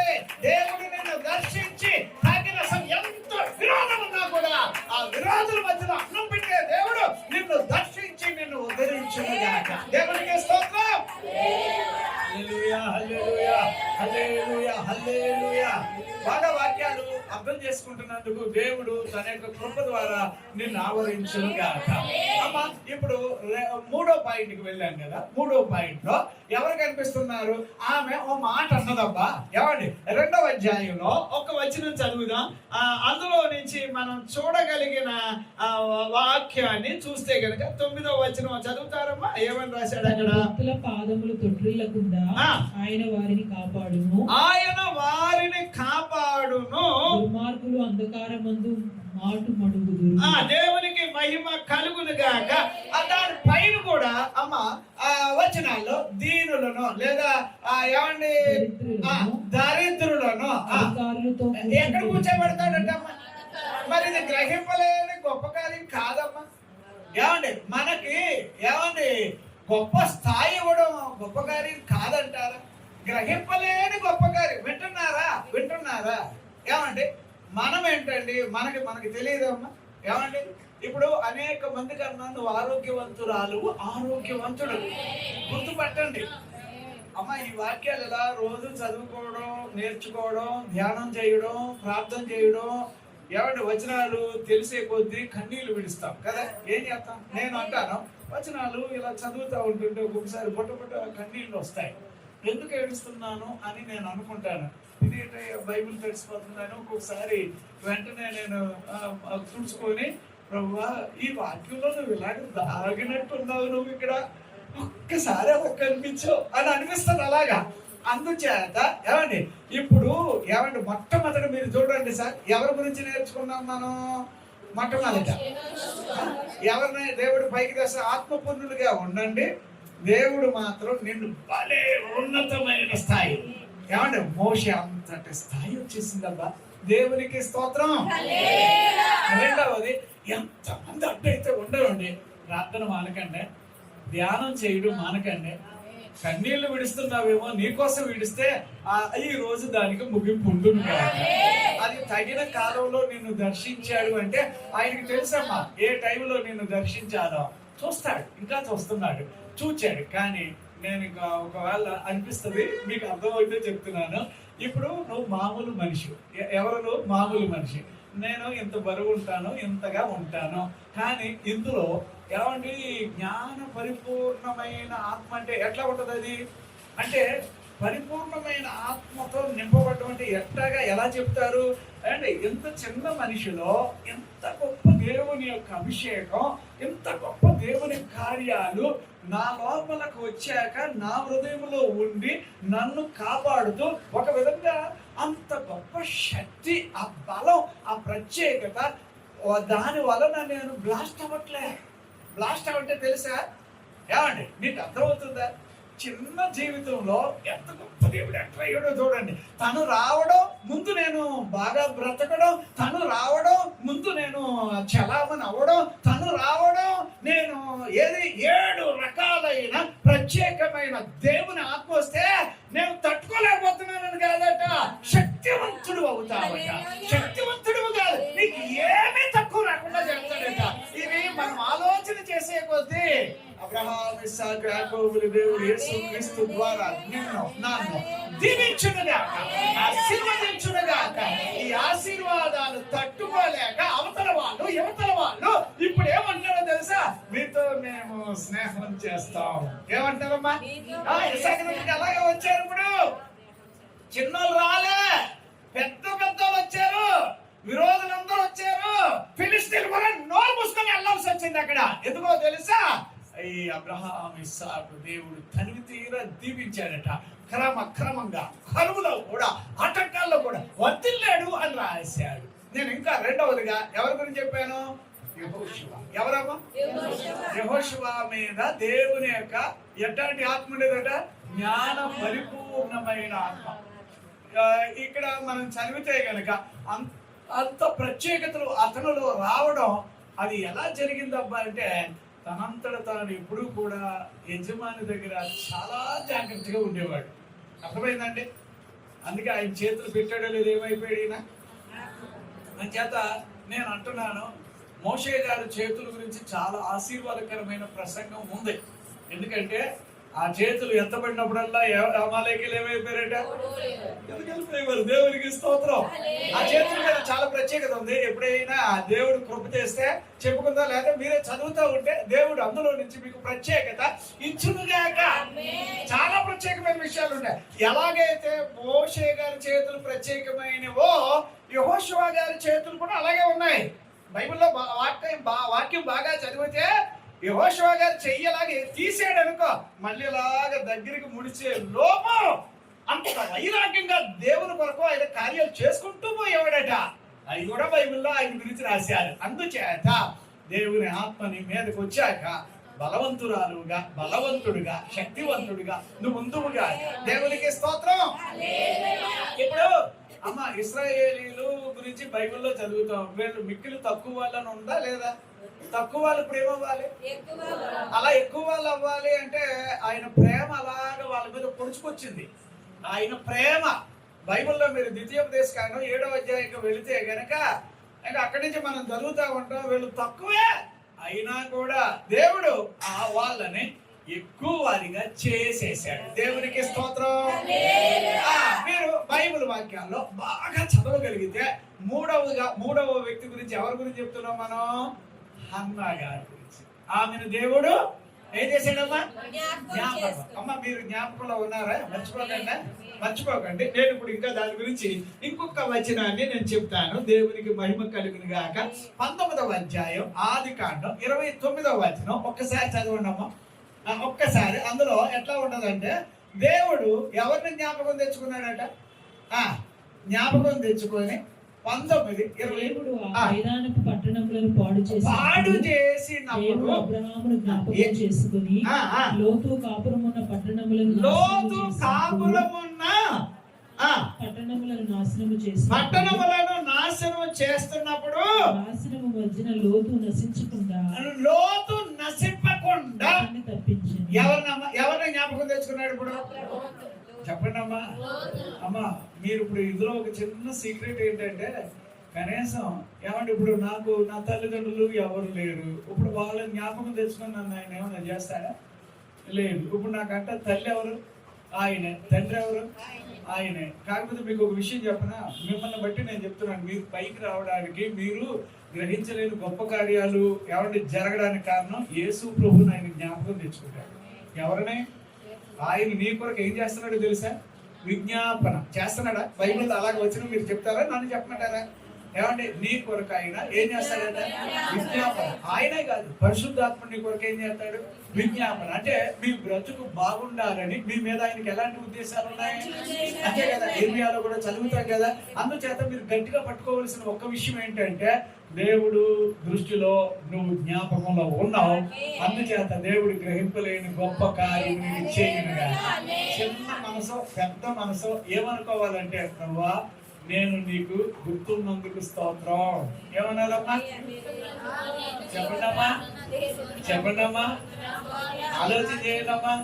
దేవుడు ఆశ్చర్య కార్యాలు చేయడంలో తనకు మించినోడు ఎవరు కూడా లేరు. అందుచేత ఇది బయట వాళ్ళకి తెలియాలి. ఏమంటే బయట వాళ్ళు తెలుసుకోవాలి. అలాంటి కార్యాలు చేయువాడిగా ఆయన మన మధ్యన ఉండునుగాక. దేవునికి స్తోత్రం. హల్లెలూయా. ఇంకో పాయింట్ చెప్తాను. బైబిల్ గ్రంథంలో ఎస్తేరు గ్రంథంకి వెళదాం. ఎస్తేరు గ్రంథంలో అందులో మనం ఆలోచన చేస్తే 2వ అధ్యాయం అమ్మ 17వ వచనాన్ని ఒకసారి చూడండి అమ్మా. ఎట్లాగా చూద్దాం. 2వ అధ్యాయం 17వ వచనం. స్త్రీలందరికంటే రాజు ఎస్తేరును ప్రేమించాడు. ఎంతమంది కంటేనమ్మా? గట్టిగా చెప్పండి అమ్మా. మళ్ళీ చెప్పండి అమ్మా. ఆ పాయింట్ అలాగే రౌండప్ చేసి పెట్టండి అబ్బా. ఎందుకు అని అంటే స్త్రీలందరికంటే దేవుడు ఏం చేశాడో తెలుసా? ఎస్తేరుని ఎక్కడ ఉంచాలో అక్కడ ఉంచేసాడు. దేవునికి స్తోత్రం. మరి ఎస్తేరు గారికి ఎవరు లేరు? 2వ అధ్యాయంలో మనం చదువుతాం కదా. ఏమని చదువుతాం? ఆమెకి ఎవరు లేరమ్మా? తల్లిదండ్రులు లేరట. అమ్మా ఎవరు లేరట. నేను అంటాను, ఎప్పుడు కూడా అంటాను, నాకు ఎంతమంది ఉన్నా నా ప్రభు కన్నా ఎవరు గొప్ప వాళ్ళు కాదు. దేవునికి స్తోత్రం. మనసులో పడాలి మాట. అర్థమైందా? ఇప్పుడు ఏమండి ఈమె ఎవరికంటే గొప్ప ఆవిడట? గట్టిగా చెప్పండి అబ్బా. అక్కడ రాజుగారి దగ్గర ఉన్న లెవెల్లో లెక్క వేయాలంటే ఎంతో మంది ఉన్నా కూడా వాళ్ళందరికన్నా ఎవరు గొప్ప ఆవిడైపోయింది? గొప్ప ఆవిడ అవడమే కాదు, తెలుగు బైబిల్ ఏమన్నారు? స్త్రీలందరికంటే ఆమె ఏమైందమ్మా? స్త్రీలందరికంటే ఆ. రాజు ఎస్తేరును ప్రేమించాడు. ప్రేమించాడు. కన్యలందరికంటే ఎవరికంటే కన్యలందరికంటే కన్యకులందరికంటే ఆమె అతని వలన ఏం దయాదాక్షిణ్యం పొందుతుందమ్మా? ఇక ఆలోచించండి, దేవుని యొక్క గొప్ప కార్యాలు ఏంటంటే ఇక అందరికంటే దేవుని దయ నీ మీద ఉంది. దేవునికి స్తోత్రం. హల్లెలూయా. అందరికంటే ఎవరి దయ ఉందమ్మా నీ మీద? అందుకే ఆ అమ్మగారు ఎక్కడుండే ఆమె ఎక్కడికి తీసుకొచ్చారు, ఎక్కడి నుంచి ఎక్కడికి వెళ్ళారు. ఈ రోజు రాజుగారు ఆమెను చూడగానే స్త్రీలందరికంటే అనే మాట ఎలా రాశారబ్బా అని అనుకుంటాం. ఇంకొక పాయింట్ ఎలా రాశారంటే అలా 6 నెలల దగ్గరగా ఎంతో చక్కగా ఏది సిద్ధపడి ఎన్నో రకాలుగా వాళ్ళు మెరుగులు చేయబడి అంత ప్రత్యేకంగా ఉంటే వాళ్ళకంటే కూడా అనంట ఎవరు గొప్ప ఆవిడైపోయింది. అమ్మ ఈ స్థాయి ఎవరు కలిగి చేశారమ్మా? ఎవరు? అప్పుడు ప్రభు దయ నీ మీద ఉంటే నువ్వు గొప్పలు అవరా? రోగంలోంచి బయట రారా? బలహీనతలోంచి బయటికి రారా? పేదరికంలోంచి బయటికి రారా? చెప్పండమ్మా, పైకి వస్తామా రామా? అందుకోసం నేను గట్టిగా మీతో మాట్లాడుతున్నాను ఏమిటంటే ప్రభు దయ నీ మీద ఉన్నది, అందుకు నువ్వు గొప్పవాడు అవుతావు. దేవునికి స్తోత్రం. హల్లెలూయా. ఎవరి దయ? ఇప్పుడు దేవుని దయ గురించి నేను మళ్ళీ అది ప్రత్యేకంగా వాక్యం ఇప్పుడు చెప్పడం కాదు కానీ ఆయన దయ ఏమండి పర్వతాలు 54:10 చదువుతాం కదా యెషయా గ్రంథంలో. పర్వతాలు తొలగిపోయిన మెట్టలు తత్తరిల్లిన నా దయ లేదా నా కనికరం లేదా నా కృప నిన్ను మాత్రం విడవదు. దేవునికి స్తోత్రం. అంత గొప్ప దేవుడబ్బా, పర్వతాల కన్నా గొప్పోడయ్యా, బలవంతుడయ్యా, శక్తివంతుడయ్యా ఈ దేవుడు అంటున్నాడు, నానా నేను మాత్రం నీకు దూరం అవ్వను. నా దయ నీ మీద ఉంది, నా కనికరం నీ మీద ఉంది. అందుచేత నువ్వు గ్రహింపలేని ఏ కార్యాలు. మీకు ఉదాహరణ చెప్తాను. ఏమంటే నా పర్సనల్ ఇది ఏమనుకోవద్దు. నేను చాలా బలహీనుండి. పైకి నేను ఇలా కనిపిస్తాను కానీ నేనేమి గట్టి మనిషిని కాదు. నేను అనుకుంటాను ఇక బైబిల్ ఇలాగ దగ్గర పెట్టుకొని ప్రభువా నాకు ఎవరో ఉన్నారని చెప్పి నువ్వు నా ఇంకా అలా చూడద్దు. నేను ప్రభుత్వం ఎప్పుడు ఇలాగ అనుకుంటాను. నేను ఎవరి మీదో ఆధారపడతానని కూడా నువ్వు అనుకోవద్దు. చచ్చిన బతికినా నేను నీ మనిషిగానే ఉంటాను. ఒక్క మాట చెప్తున్నానని నాకు నిలవలేని బలహీనుండి. చాలా బాధపడతాను. ఎంత బాధపడతానంటే నాకు అనిపిస్తుంది ఒక్కోసారి నా 2 కాళ్ళు నరికేసుకుంటే ఏవైనా కొత్తగా ఏమైనా పెట్టుకొని అంత బాధ ఉంటుంది నాకు. ఆ పెయిన్, ఆ కష్టం నేను అనుకుంటాను తీసేసి ఇప్పుడు లేటెస్ట్గా ఏదైనా పెట్టేసుకోవాలి అన్నంత బాధ వస్తుంది. కానీ నేను అంటాను మళ్ళీ ప్రభువా ఇలాంటి స్థాయిలో నేను నీకోసం వాడబడుతున్నాను అంటే కనీసం నీకోసం బతకడానికన్నా నాకు ఆరోగ్యం ఉండని అర్థమవుతుందా? ఎంత కష్టం అంటే ఒక్కోసారి మా అమ్మ నన్ను నిద్రపోనేవాడు. మా అమ్మాయి కూడా లేచి కూర్చొని నేను చాలా బాధపడతాను. కానీ నీకోసం నేను బతకాలి, నీకోసం అని ఆ మాట అలా ఎందుకు అంటున్నానంటే ఏమో అందులో స్వార్థం కూడా ఒకవేళ నా కోసం కూడా నేను బతకాలి కదా అనుకుంటానేమో. కానీ నాకు ముందు ఎవరు కావాలి? నిజం చెప్తున్నాను. అలాగా అంటాను, అన్ని పనులు చేసేసుకుంటాను. ప్రభు అన్ని కార్యాలు చేస్తాడు. నాకు ఏ కష్టం వచ్చినా నేను అంటున్నాను ప్రభు సాయంత్రం మీటింగ్ ఉంది నాకు. నేను అంటాను ఆయన గురించే మాట్లాడతారు కదా, మరి నాకు మీటింగ్ ఉంది, నాకు అనుకూలమైన పరిస్థితి కావాలి, మంచి సమయం ఏం కావాలి.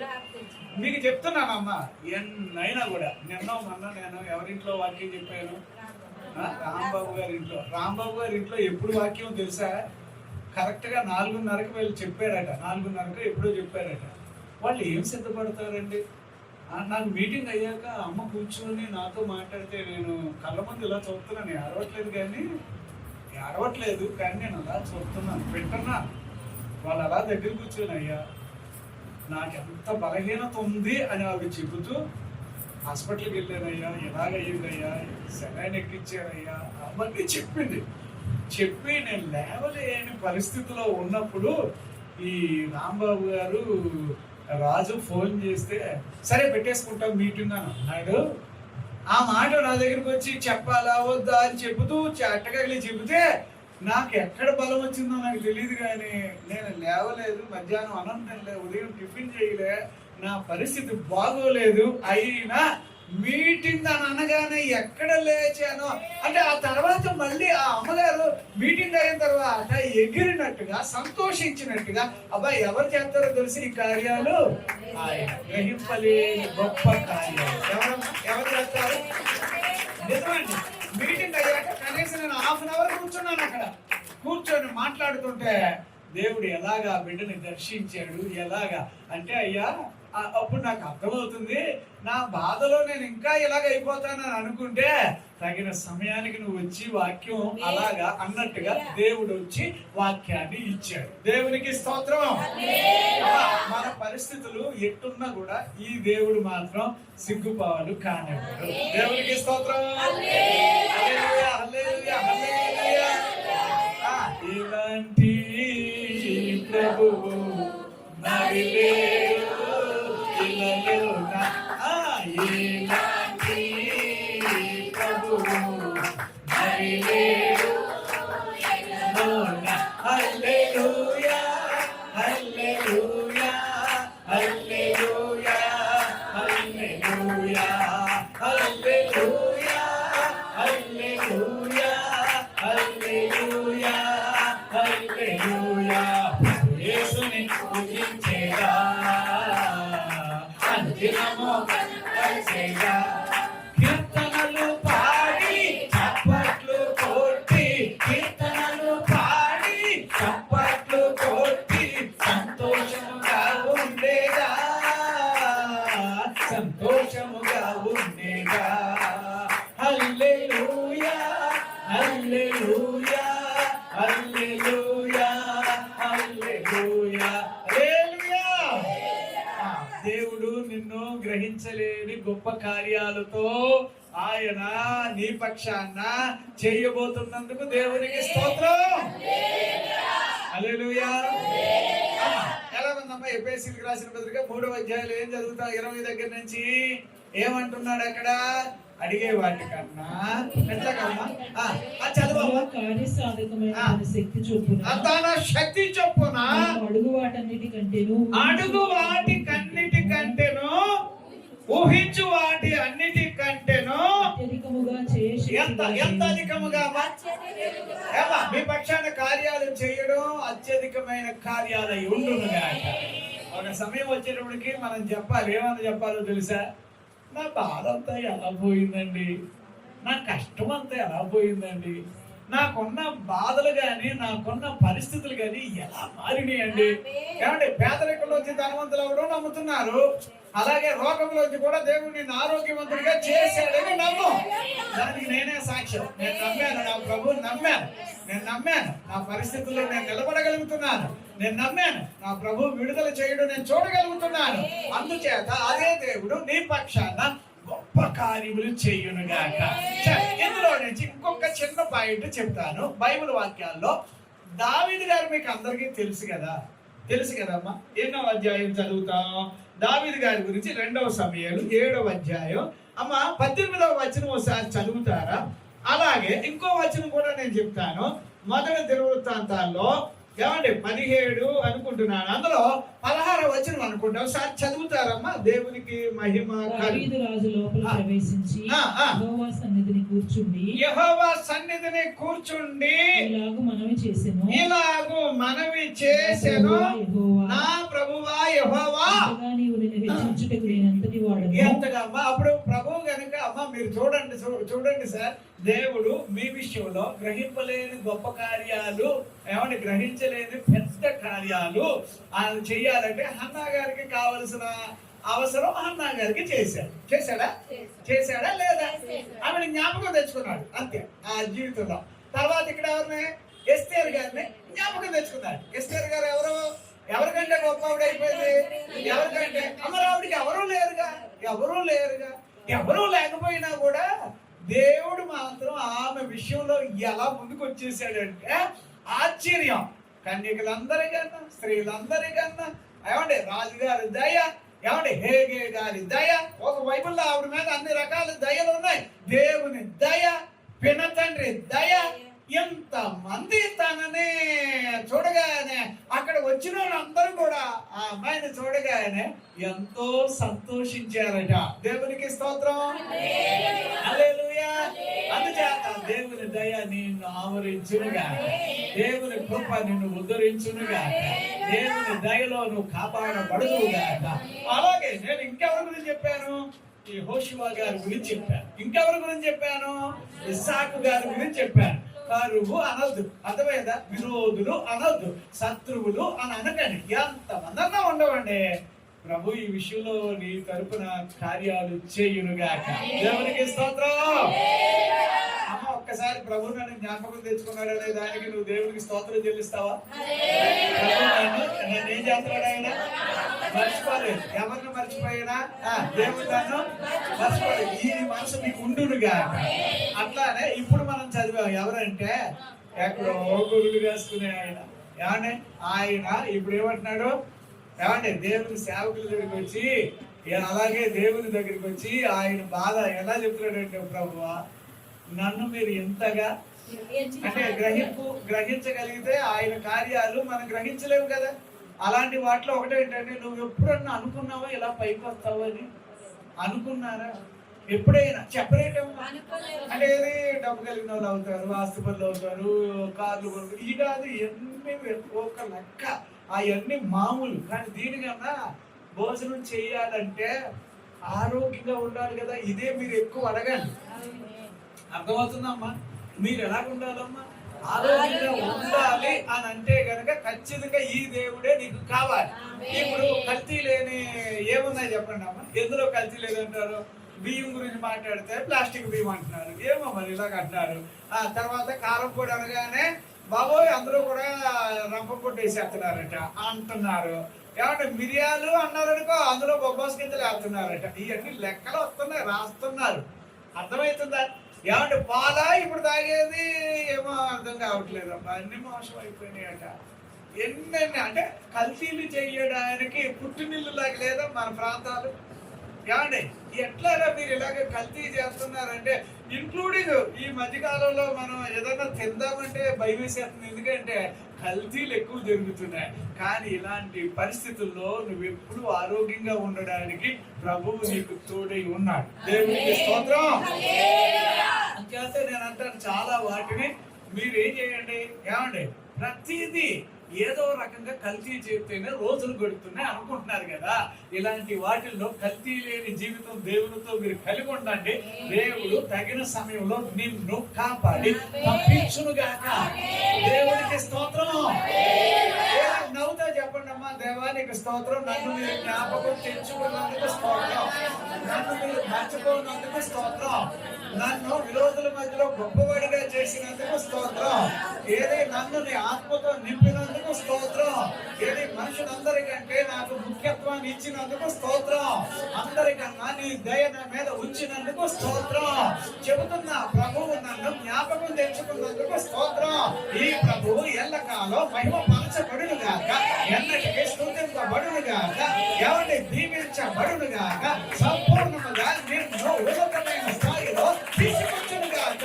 ఈ దేవుడు నీకు గ్రహింపలేని గొప్ప కార్యం, శక్తి కలిగిన కార్యం, ఆశ్చర్యపడే కార్యం, మహిమకరమైన కార్యం, అద్భుతమైన కార్యం నీ విషయంలోనే చేయునుగాక. అది ఈ రోజే తగిన కాలం, ఈ రోజే అది ఇప్పుడే నీకు కార్యాలు చేయు దేవుడు నీ మధ్యలో జ్ఞాపకం తెచ్చుకొని చేయునుగాక. హల్లెలూయా, హల్లెలూయా. అలాగే ఇప్పుడు మనం చదువుతున్నాం ఇంకొక విషయం. ఎవరి గురించి చదువుతున్నాం? దావీదు గారి జీవితంలో అతను పైకి రాకూడదు అనడానికి ముందు ఎవరు వచ్చారు చెప్పండి?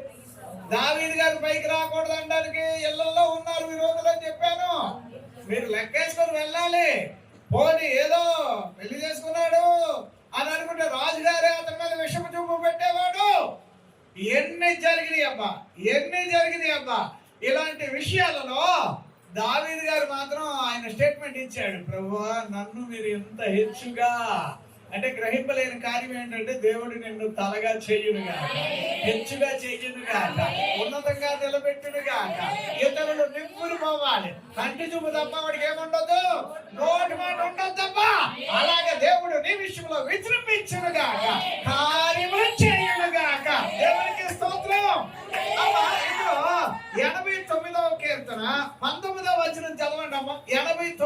కీర్తన 19వ వచనాన్ని ఏమని చదువుతున్నాం? అప్పుడు నీవు దర్శనమున నీ భక్తులతో ఇట్లు సెలవిచ్చి ఉంటివి, నేను ఒక సూర్యునికి సహాయం ఎవరికమ్మా? చేసి సూర్యునికి. ఎవరికమ్మా? దావీదు ఎవరు? సూర్యుడు అంటే సూర్యుడు కాదు. సూర్యుడు అంటే బల పరాక్రమవంతుడిగా, ఎంతో శక్తి కలిగిన వాడిగా ఎక్కడుండేవాడు. ఇలాగే హెచ్చించింది దేవుడు అక్కడతో వదలకుండా ఏం చేశాడో తెలుసా? హెచ్చించాడు, బలవంతుడిగా చేశాడు, జ్ఞానపూర్ణుడిగా చేశాడు. మీకు చూడండి అమ్మా, సొలొమోను గారికి ఉన్న జ్ఞానం వేరే, దావీదు గారికి ఉన్న జ్ఞానం వేరే. మీరు ఎప్పుడు కూడా బాగా చదవాలి. బైబిల్ బాగా చదువుతూ ఉన్నప్పుడు సొలొమోను గారికి ఉన్న జ్ఞానం లోకంలో ఒక దేవుని మనిషి ఎలా గట్టిగా నిలబడగలుగుతాడో అనడానికి ఆ జ్ఞానం అతడు కలిగి ఉన్నాడు. సొలొమోను గారి జ్ఞానం అంతా అదే. కానీ దావీదు గారి జ్ఞానం ఆత్మ సంబంధమైన జ్ఞానం. ఎటువంటి జ్ఞానం? సొలొమోను గారి మీద కూడా చాలా రకాలైన జ్ఞానం ఉండేది. తూర్పు దేశస్తులు లేకపోతే ఐగుప్తీయులు వీళ్ళందరికన్నా మించిన జ్ఞానం సొలొమోను గారికి ఉండేది. కానీ దావీదు గారి మీద ఉన్న జ్ఞానం ఎలాంటి జ్ఞానం? శత్రువులకు మించిన జ్ఞానం. 119లో చదువుతాం. శత్రువులకి 98వ వచనం, 99వ వచనం, 100వ వచనం, ఈ 3 వచనాలు చదివితే మీరు బైబిల్లో చదివే కొద్దీ అయ్యి బాబు ఇతని జ్ఞానం ఒక పక్కన, దావీదు గారి జ్ఞానం ఒక పక్కన ఆలోచన చేస్తే ఏమో సొలొమోను గారు పడిపోవడానికి లోక జ్ఞానంలో ఆరిదేరి పడిపోయి ఎట్ట కేకలుగమ్మా. మీరు ప్రసంగి పుస్తకం చదివితే అప్పుడు ఆయన దేవుడి దగ్గర చెప్పుకుంటాయి. మొత్తం ప్రసంగి అంతా ఏంటంటే తప్పైపోయింది ప్రభు అలాగే అని చెప్పి ఆయన బాధ అంతా అదే. బహుశా ఆయన మారుమనసు పొందాడా అంటే ప్రసంగి గ్రంథాన్ని బట్టి చెప్పొచ్చు. కానీ దావీదు గారు అలా కాదమ్మా. ఏదో చిన్న పొరపాటు జరిగింది, కానీ వెంటనే ఆయనకు అర్థమైంది ఏమేమి అతను వదిలేస్తారో తెలుసుకొని 51లోనా నా యొద్ద నుండి నువ్వేం తీయొద్దు. అర్థమవుతుందా? అంటే అతని మీద ఉన్న జ్ఞానం పరిశుద్ధాత్మ జ్ఞానం. మీకు ఇందాక యెషయా గ్రంథం 11:2వ వచనం అన్నాను చూడండి. ఆ జ్ఞానము, ఆ కార్యాలు 7 కార్యాలు ఈయనలో ఉన్నాయి. ఎవరిలో? అందుకే ఈ చివరి దినాల్లో గ్రహింపలేని గొప్ప కార్యాలు నీకు జరగాలంటే పరిశుద్ధాత్ముడు నీకు అవసరం. అమ్మ, పరిశుద్ధాత్ముడు మీ మీదకి వస్తే శక్తివంతులు మాత్రమే కాదు, ధైర్యవంతులు అవుతారు. ఏమవుతారమ్మా? గట్టిగా చెప్తున్నానండి, చాలా సీరియస్ గా చెప్తున్నాను. నువ్వు కొన్నింటిలోంచి బయటికి లేవాలంతే, బయట పడాలంతే, ఆలోచన మారాలంతే. ఆలోచనే కాదు. నీకు ఇంకొక మాట నేను చెప్పలే, గట్టిగా చెప్పనండి. యెహోషువ గారిని దేవుడు ఎప్పుడైతే దీవించడం మొదలెట్టాడో అంటే అతను ఆత్మపూర్ణుడిగా చేశాడో, తెలుగు బైబిల్ ప్రకారంగా ఆయన ఏం చేశాడో తెలుసా అండి? అతడు తెలుగు బైబిల్ ప్రకారంగా మాట్లాడే మామూలు మనిషిగా ఉన్న ఆయన ఆజ్ఞాపించడం మొదలెట్టాడట. యెహోషువ గారి యొక్క లైఫ్ స్టైల్లో చదివితే కనుక ఎప్పుడు మనుషులందరూ పిలిచి వాళ్ళకి ఏం చెయ్యాలో ఆజ్ఞాపించాడు. ఆజ్ఞాపించడం అంటే ఏంటి? అధికారం గలవాడిగా ఉండేవాడట. అమ్మ, ఈ అధికారం దేవుడు నీకు నాకు ఇచ్చాడమ్మా. నమ్ముతారో నమ్మరో, యేసు ప్రభు వారు భూమి మీద ఉన్నప్పుడు ఆయన అద్భుతాలు చేస్తూ ఉంటే ఆయన చేసే కార్యాలు ఆశ్చర్యపడి ఇదేంటి ఈయన ఎలా చేయగలుగుతున్నాడు, ఈయనకి ఎవరు ఇచ్చారు ఈ అధికారం అని అన్నారండి. ఎందుకంటే ఈయన ద్వారా ఎలాగా ఉన్నాయి? ఎందుకంటే పాపులు క్షమిస్తున్నాడు, రోగుల్ని బాగు చేస్తున్నాడు, చేయి చాపంటే బాగా అయిపోతున్నారు. ఇది ఎలాగైతే ఉందో ఈ అధికారమే ఏమమ్మా 10వ అధ్యాయం 1వ వచనమమ్మా మత్తయి సువార్తలో చదివితే కనుక దేవుడు రాశాడు. అక్కడ దేవుడు శిష్యుల్ని లేదా అపోస్తలులను పిలిచాక వాళ్ళని ఏమన్నాడో తెలుసా? 10వ అధ్యాయం 1వ వచనం, దేవునికి తన 12 మంది శిష్యులను పిలిచి పవిత్రాత్మలను వెళ్ళగొట్టుటకు. ఏంటమ్మా? అమ్మా వినండమ్మా, అపవిత్రాత్మలను వెళ్ళగొట్టడానికి ప్రతి విధమైన రోగమును, ప్రతి విధమైన రోగాన్ని, ప్రతి విధమైన వ్యాధిని, ప్రతి అనేది రాయండయ్యా. మన ఇళ్లలో ఈ దరిద్రం ఉండకూడదయ్యా.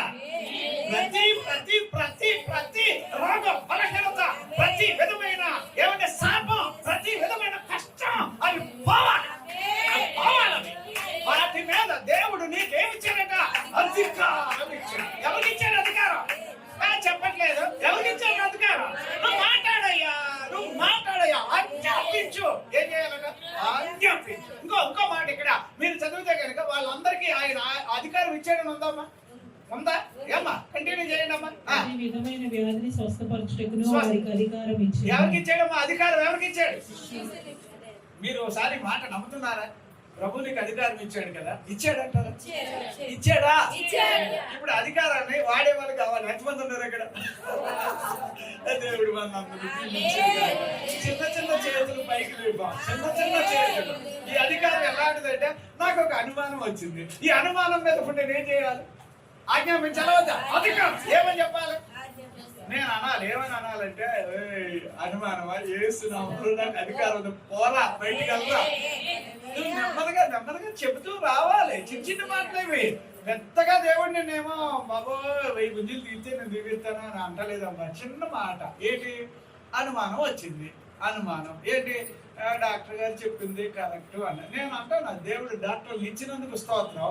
కానీ నేను అంటాను, నా ప్రభువుని ఏమండి దేవుడు నాకు అనుగ్రహించినాడు కనుక మీరు చదివితే 8వ అధ్యాయంలో ఎక్కడ రోమాపత్రికలో చదివితే 32 దగ్గర 32, 31 వచనాలు చదివితే, తన సొంత కుమారుడిని దేవుడు ఇచ్చాక తనతో పాటు మీకు ఏమివరట? చెప్పండి అబ్బా, అధికారం ఇచ్చాడా లేదా? అప్పుడు రోగాన్ని ఏమందా? బలహీనతలు ఏమందా? చెప్పండి, కొంచెం నవ్వుగా చెప్పండి అబ్బా. మా పిల్లలకి అయితే సంతోషంగా ఉంది. అయ్యా ఎన్ని కష్టాలు ఉంటాయో తెలుసా? ఏది ఈ మాటలు మాట్లాడడానికి మందిరానికి వస్తున్నారా? ఏం చేయాలి ఇప్పుడు మీరు? అధికారం ఇచ్చాడా? ఇచ్చాడా? ఎలాగా ఇప్పుడు అధికారాన్ని ఏం చేస్తారు? ఇప్పుడు ఏ పెద్ద సమస్యలని చిన్న సమస్యలని ఒకటే అంటాను, అసలు ఇది ముందు ప్రభు చేతుల్లో పెడదాం. ఆయన అక్కడి నుంచి అడ్మినిస్ట్రేటివ్ చేస్తాడు, పాలిస్తాడు, నడిపిస్తాడు. ఇక ఆయన ఎప్పుడైతే మన సమస్య మీదకి అటాక్ అవుతాడో, అది నోరెత్తితే వద్దు. సముద్రపు పొంగును అణిచినట్టుగా దేవుడు మనకున్న సమస్యలను అణిచివేసి మహిమ రీతిలో దేవుడు నీలో ఆయన మహిమ పరచబడును.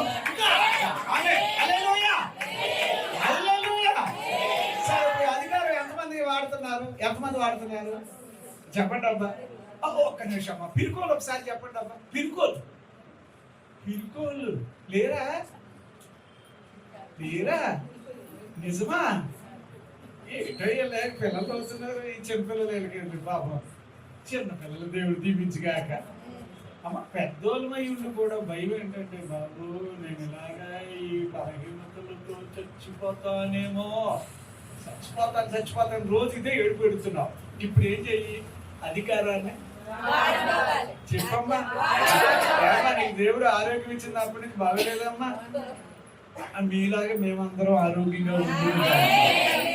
ఎందుకంటే ఇప్పుడు అధికారాన్ని వాడేవాళ్ళుగా ఈ భయము అనే దాన్ని ముందు చంపేసేది. ఎందుకంటే భయపడే వాళ్ళల్లో దేవుని ప్రేమ పరిపూర్ణము కాదు.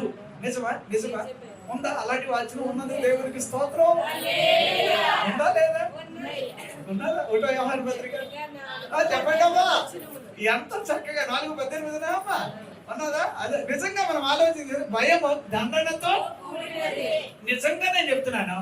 ఇప్పుడు దేవుడు నేను ప్రేమించి నాకు ఇచ్చిన అధికారాన్ని నేను వాడుకుంటాను అనే వాళ్ళు కావాలి. దేవుడు నేను ప్రేమిస్తున్నాను, నా దేవుడు నన్ను జ్ఞాపకం తెచ్చుకుంటున్నాడు, నా దేవుడు నన్ను పైకి తెస్తా. అమ్మా రేపు ఎలాగా, నా బతుకు ఎలాగా, నా పిల్లల బతుకు ఎలాగా, నా పిల్లల జీవితంలో ఎలాగా, ఈ సీన్లు నువ్వు వెళ్ళకో. నేను చెప్తున్నాను కదా, నువ్వు ముందు దేవుళ్ళో గట్టిగా నిలబడు. అంతే. నువ్వు నిలబడు. దేవుడు ఏం చెయ్యాలో అది ఆయన మహిమకరంగా చేయగలగాక. నీకు బాగా బైబిల్ అర్థమైతే కనుక నీలో తన్ను తాను ఏం కావాలనుకుంటాడు? ఆ పాయింట్ నిజమా కాదా? ఎంతమందికి ఇష్టం? ప్రభు నాలో నువ్వు ఇలా మహిమపరచబడతావా? ఏది నేను ఇలా కష్టంలో ఉంటే నువ్వు మహిమపరచబడతావా? ఇప్పుడు నేను ఎలాగుంటే నీకు సంతోషం? ఓ తండ్రిగా నువ్వు చెప్పు, ఒక తండ్రిగా చెప్పు, ఒక కొడుకుగా నేను అడుగుతున్నాను. అడగండి సార్. ఇవి ఏంటంటే లేఖనాలు పట్టుకునే దేవుడిని పట్టేసే వచ్చాట. అర్థమైందా? ఈ లేఖనాలు పట్టుకొని ఆయన దగ్గర మాట్లాడొచ్చాట. నీ వాక్యం ఎలా చెప్తుంది? ఇదే నేను నమ్ముతున్నా ప్రభువా. అందుచేత నేను ఇప్పుడు ఇందులో నుంచి అధికారాన్ని వాడేవాళ్ళు కావాలి. దేవుడికి స్తోత్రం. అమ్మా నేను గట్టిగా చెప్తున్న మాట ఏంటంటే, నువ్వు పేపర్ మీద రాసుకో. ఏమేమి నిన్ను బాధ పెడుతున్నాయో, ఏమేమి నీ మీద చలామణి చెయ్యాలి. ఎందుకంటే సైతాన్ గారు ఎప్పుడు కూడా రావడం బైబిల్లో 8:12 లూకాసు వార్తలో మనిషిని రక్షించబడడానికి వాడికి నచ్చదట. రక్షించబడడం అంటే ఏంటి? కాపాడబడ్డం కానీ, భద్రతగా ఉండడం కానీ, ఎప్పుడు అంటే ఇన్కన్వీనియన్స్ అంటారు చూడండి, ఎప్పుడు చూసినా ఏదో బలహీనంగా, ఎందుకంటే ఆడి పేరే బలహీనపరచు ఆత్మ ఉంది. వాడి అంటరైతే గనక రోగులుగా, బలహీనులుగా, ఎప్పుడు వాడి ప్రతాపం మన మీద వచ్చేస్తుంది. ఆడొచ్చాడు అంటే గనక ముందు ఈ వాక్యాలు లేకుండా చేస్తాడట. 13 మత్తయి వార్త 19వ వచనం, అంతేనమ్మా చదివితే వాడు వచ్చాడు అంటే మీరు గుర్తుపట్టండి సార్, వాడు వచ్చాడు అంటే వెలుగు వెళ్ళిపోతుంది. ఏమొచ్చేస్తుంది ఇక్కడ? అంచేత ఈ చోటు ఇవ్వకుండా ఉండాలని చెప్పి 4వ అధ్యాయం ఎన్ని వచనం, ఎఫెసీయులకు రాసిన పత్రిక 27లో ఏమంటున్నాడు? వాడిని ఏం చేయాలి? వాడికి మీరు ఏం చేయాలి? ఎలా వస్తున్నాడు? థాట్స్ రూపంలో వచ్చాడు. ఎలా వస్తున్నాడు? ఎవరో మనుషులు వచ్చి నేను అనుకున్నాను మీరు బలహీనంగానే ఉంటారని అనుకున్నాను అంటున్నాడు. ఎవడో వచ్చి లోపల వెంటనే నువ్వు అధికారాన్ని వాడాలి. అర్థమవుతుందా? పాజిటివ్ గా మాట్లాడే మనుషులు ఎలాగున్నారో నెగిటివ్ గా ఉన్న విషయాల మీద కూడా ఇప్పుడు ఏం చేయాలంటే దేవుని వాక్యం దాని మీద పెట్టాలి. దేవునికి స్తోత్రం. మీరు జనరల్ గా ఎప్పుడైనా సరే ఎలా చూడండి, కొంతమంది ముందే వాళ్ళు ఒక అడుగు అవతలకేసి నువ్వు ఓడిపోతావు నాకు తెలుసు అని అంటున్నారు. కానీ అమ్మ, ఎప్పుడైతే దేవుడు గ్రహింపలేని గొప్ప కార్యాలు చేస్తాడో, ఇప్పుడు నేను చెప్పిన వల్ల ఎవరు ఓడిపోయారు చెప్పండి? యెహోషువ ఓడిపోయాడా? ఓడిపోలేదు. మరి ఎవరు తర్వాత ఎవరి పేరు చెప్పాను? ఎస్తేర్ ఓడిపోలేదు. అన్న ఓడిపోలేదా? ఓడిపోలేదు. మరి ఎవరు? ఇస్సాకు ఓడిపోయాడు? ఓడిపోలేదు. దావీదు చెప్పండి ఓడిపోలేదు. ఎందుచేత ఓడిపోలేదు? ఎందుచేత గ్రహింపలేని గొప్ప కార్యాలు. అమ్మ, ఇది యోబు గారి జీవితంలో జరిగిందమ్మా. యోబు గారి జీవితంలో అందరూ ఏమన్నారమ్మా? ఏమన్నారు యోబు గారిని? పోనీ ఇంట్లో వాళ్ళు ఏమన్నారు? పోనీ చుట్టాలు ఏమన్నారు? బంధువులు ఏమన్నారు? ఎవరు ఆలోచన చూసిన యోబు గారి మీద చేతుకంటేశారు. యోబు గారిని కూడా ఏమండి, యోబు గారు అంతా యోబు వెళ్ళిపోయి ఎక్కడో చెట్టు కింద కూర్చొని బుడిది కొట్టుకోవట్లే, బాధ తట్టుకోలేక వెళ్ళి అక్కడన్నా ఉండొచ్చు కదా అని ఎవరో బలవంతంగా గింటేసారా అన్నట్టు ఉంటుంది. అలాగా కానండి, యోబు గారిని ఎవరు వచ్చినా కూడా ఇంకా దేవుడు అంటాడు. అదే అర్థం కావట్లే. ఈ పరిస్థితుల్లో కూడా దేవుడు చేస్తాడా అంటే, ఎవడైనా ఏ చిన్న కార్యానికన్నా ముందు ఏం చేస్తున్నారు? నువ్వు ఇలాగ అవడానికి దేవుడే కారణం, అందుచేత దేవుడిని వదిలేసే. ఎలా చాలా మందిని మీరు గమనించండి, వదిలేసేరా బాబు అంటే వదిలేస్తే అప్పుడు నువ్వేమన్నా సాధించేస్తావు అనుకుంటున్నావా? నేను చెప్తున్నా, ఈ బైబిల్కి దూరమైన వాళ్ళకి ఏమంటే దిక్కు ఉండదు, దశ ఉండదు. ఎందుకంటే భూమి మీద ప్రతి మనిషి నాశనం కాకుండా రక్షించబడాలని వచ్చింది. అందుకు ఈ బైబిల్ వచ్చిందే కారణం. అది నాశనం అని గోతులో వచ్చి తప్పించడానికి వచ్చింది బైబిల్ గ్రంథం. 38:17లో యెషయా గ్రంథంలో అదే చదువుతా. నేనేమంటున్నానంటే, ఎవరు ఓడిపోలేదు అంటే నువ్వు కూడా ఓడిపోవు. దేవునికి స్తోత్రం. జయముందు నీకు, దేవునికి స్తోత్రం. విజయం ఉంది, దేవునికి స్తోత్రం. అది ఎప్పుడో కాదు, మేఘంలా ఇక్కడే దేవుని మేఘం నిన్ను ఆవరించిన దాకా అది సాక్ష్యం చెప్పడానికి, దేవుడు నీలో మహిమపరచబడాలని, దేవుడు నీ ద్వారా గొప్ప కార్యాలు జరగాలని, దేవుడే నీలో బలంగా శక్తివంతంగా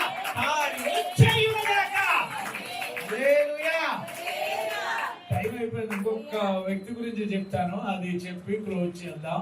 దేవునికి స్తోత్రం. 41కి రండమ్మా. ఆది కాండం ఒక్కసారి అదొక్క విషయాన్ని మనం చదువుదాం. దేవునికి మహిమ కలుగును గాక. హల్లెలూయా. అందులో మనము ఎక్కువగా మనం చదివేది యోసేపు గారి గురించి మనం చదువుతాం. దేవునికి మహిమ కలుగును గాక. హల్లెలూయా. ఎవరి గురించి చదువుతున్నాం? యోసేపు గారి గురించి మనము చదువుతాం. 14వ వచనం చదవండి అమ్మా. అందులో 14వ వచనం, అందులో మనం చూస్తే ఆ వచనంలో ఇంపార్టెంట్ అయిన మాట యోసేపును పిలువనంపించి కాబట్టి చెరసాలలో నుండి అతన్ని త్వరగా రప్పించిరి. క్షౌరము చేయించుకొని మంచి బట్టలు కట్టుకుని ఫరో ఎద్దుకు వచ్చాను. అమ్మా, ఇది మీకు అర్థమవుతుందమ్మా? అర్థమవుతుందా? ఇప్పుడు ఎవరి దగ్గర రావాలి? ఎవరు? యోసేపు ఎవరి దగ్గర రావాలి? ఎవరి దగ్గర? ఫరో దగ్గర రావాలంటే ఇప్పుడు ఎలా రావాలి? మరి చింపురు గుడ్డలు వేసుకొని, జైల్లో ఉన్న డ్రెస్ వేసుకొని అట్లాగైతే ఏమంటారు? అయ్యయ్యో అని అనేది ఉంటది కదా. అంటే నేను అంటాను, ఇదో విధంగా ఎప్పుడైతే దేవుడు నిన్ను గొప్పోడు చెయ్యాలనుకుంటాడో, ఏమండి, ఆ సంతోషం నీ వస్త్రాల మీద ఉండునుగాక. అర్థమవుతుందా? అర్థమవుతుంది. దుఃఖ వస్త్రం పోవాలి, ఏ వస్త్రం రావాలి?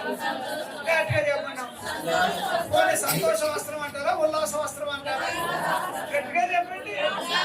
దుఃఖ వస్త్రం పోవాలి, ఏ వస్త్రం రావాలి? గట్టిగా చెప్పండి. గోడి సంచి పోవాలి, చెప్పండి. మహిమ కలిగిన దేవుని వస్త్రం వచ్చునుగాక. అప్పుడు నీవు ఆరోగ్యంగా ఉన్నావనడానికి నీ వస్త్రాలు కూడా ఒక సాక్ష్యం. అర్థమవుతుందండి? ఏమండి, బైబిల్లో ఇలాగ మీరు ఎంతమందిని చెప్పమంటారు? నన్ను ఎంతమందినండి?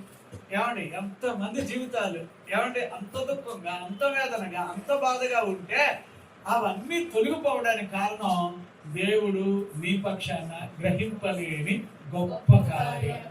ఏమండి, ఎక్కడున్నాడో తెలుసా? యోసేపు గారు మామూలు చెరసాలు కాదట. ఎట్లాంటి చెరసాల?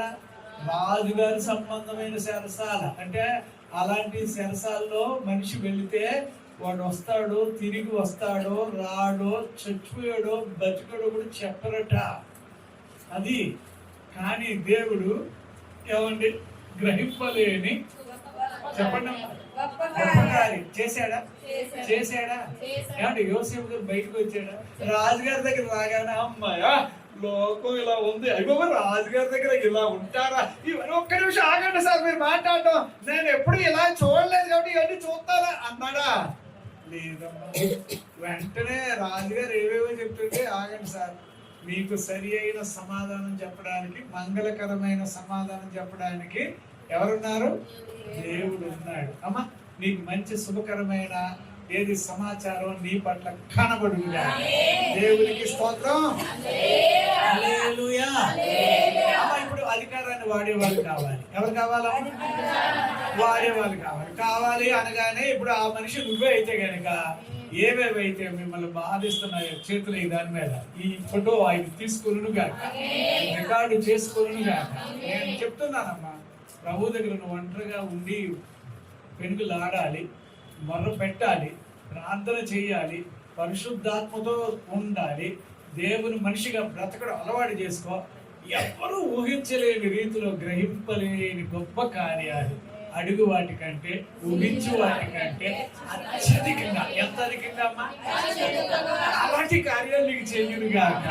ఈ రోజు ఇంటి వారి ద్వారా వచ్చిన మీకు అందరికీ నా ప్రభు గ్రహింపలేని గొప్ప కార్యం, గొప్ప కార్యం. పిల్లల్లో కొలుతున్న స్థితి ఇచ్చునుగాక, మంచి వస్త్రాలు ఇచ్చునుగాక, కరువులో కూడా పోషించబడుదువుగాక, అన్ని రకాలుగాను కాపాడబడుదువుగాక. అమ్మా, ఇందులో 49కి రండి. అదే ఆదికాండం 49లో అది చాలా ఇంపార్టెంట్ అయిన వచనం. 26వ వచనం చదవండి అమ్మా. ఏమని అంటున్నాడు అక్కడ? ఆదికాండం 49 ఏమని అంటున్నాడు? 20. ఎవరి దీవెనలమ్మా? తండ్రి దీవెనలు, పూర్వీకుల దీవెనలపై, పూర్వీకుల దీవెనలు చిరకాల పర్వతముల కంటే హెచ్చుగా. బాబోయ్ బాబోయ్, ఇవన్నీ ఏందమ్మా? దేవుడు నిన్ను ఏం చేస్తున్నాడు? గ్రహింపలేని గొప్ప కార్యాలు. ఎవరెవరు దీవుల్లో నిన్ను చుట్టుకొనుగా, ఎవరెవరు ఆశీర్వాదాలు నిన్ను అలుముకొనుగా, ఎవరెవరి ద్వారా నా మీద ఏడ్చిన వాళ్ళందరూ కూడా ఆశ్చర్యపడే కార్యములను చేయనుగా. నీ అవమానం పోతుంది, నీ నింద పోతుంది, నీ బలహీనతలు పోతున్నాయి. అధికారులతో యేసు నామమున కార్యములు జరుగునుగాక. యేసు నామమున కార్యములు చేయమని నీ మధ్యలో ఉన్నారని నమ్ము. అలాగా నమ్ముతూ ఉండగానే కార్యాలు నీ పట్లే చేయునుగాక. ఎక్కడో ఉన్న మనుషుల్ని ఎలా మార్చేసాడు. యోబు గారి జీవితంలో ఎన్ని ఆటంకాలు వచ్చినా దేవుడే నాకు ముఖ్యమని మొదలెట్టాడు లేదో, కరుణా సంపన్నుడైన దేవుడు దిగి వచ్చేసాడు. యోబు రా, నీతో నేను మాట మాట్లాడాలి. నీకు ఇంతవరకు బాధ పెట్టారు, అది చేశారు, ఇది పెట్టారు, వాళ్ళు ఇలాగ అన్నారు, నిన్ను అనుమానపరిచారు లేదా నిందించారు, వాళ్ళందరి కోసం ప్రార్థన చేయ్యా, రాయ్యా నువ్వు అన్నాడు. అప్పుడు అలా ప్రార్థన చేయ్యా అనే లిస్టులో ఎవరున్నారు? అతన్ని ద్వేషించిన వాళ్ళు లిస్ట్ వచ్చింది. అప్పుడు వీళ్ళ కోసం నేను చేయలేను అని అనలేదు. ఎందుకంటే ఇక్కడ గ్రహింపలేని గొప్ప కార్యాలు దేవుడు నీ పట్ల చేస్తున్నాడనేది తెలియాలి. ఏం చేశాడు ఎప్పుడైనా? చేశాడు. చేశాడా? 42 8వ వచనం దగ్గర నుంచి మనం వెళ్తాం. 2వ వచనం దగ్గర నుంచి మీరు చదివితే ఆయన ఏమైనా చెయ్యగలిగిన దేవుడు. ఎవరబ్బా ఆయన? 42 2వ వచనంలో ఏముంది? ఆయన ఏ కార్యాలను చేసే సమర్థుడు, చేసేస్తాడు ఆయన. దేవునికి స్తోత్రం. అందరూ ఆశ్చర్యపడేటట్టుగా యోబు గారికి ఏమేమైతే వెళ్ళిపోయినాయో, ఏమేమైతే తొలగిపోయినాయో ఆరోగ్యం వచ్చిందట, ఏమంటే ఆశీర్వాదాలు వచ్చినాయట, ఏమంటే ఐశ్వర్యం వచ్చిందట, కొట్టుకుపోయినాయి తీసుకుపోయినాయి అన్ని కూడా తిరిగి వచ్చినాయట, పశువులు పెరిగినాయట. మళ్ళీ దేవుడు చూడండి ఐశ్వర్యం ఇచ్చాడట. ఆ ఊజు దేశంలోనే యోబు అంత గొప్పవాడు ఎప్పటికీ లేడట. దేవునికి స్తోత్రం. ఈ వాక్యంతో నీతో దేవుడు నాతో మాట్లాడింది ఏంటంటే, గ్రహింపలేని దేవుడి వాక్యాన్ని దీవించాడు. ఆమె ప్రార్థన చేసుకుందాం. దేవునికి మహిమ, ఘనత, ప్రభావం, ఏమండి సమస్త మహిమ, ఘనత, ప్రభావం ఎప్పటికీ ప్రార్థన చేసుకున్నాం. ప్రభువా నీ దయ కలిగిన ఉపకార ఆత్మతో నన్ను దర్శించినందుకు వందనాలు.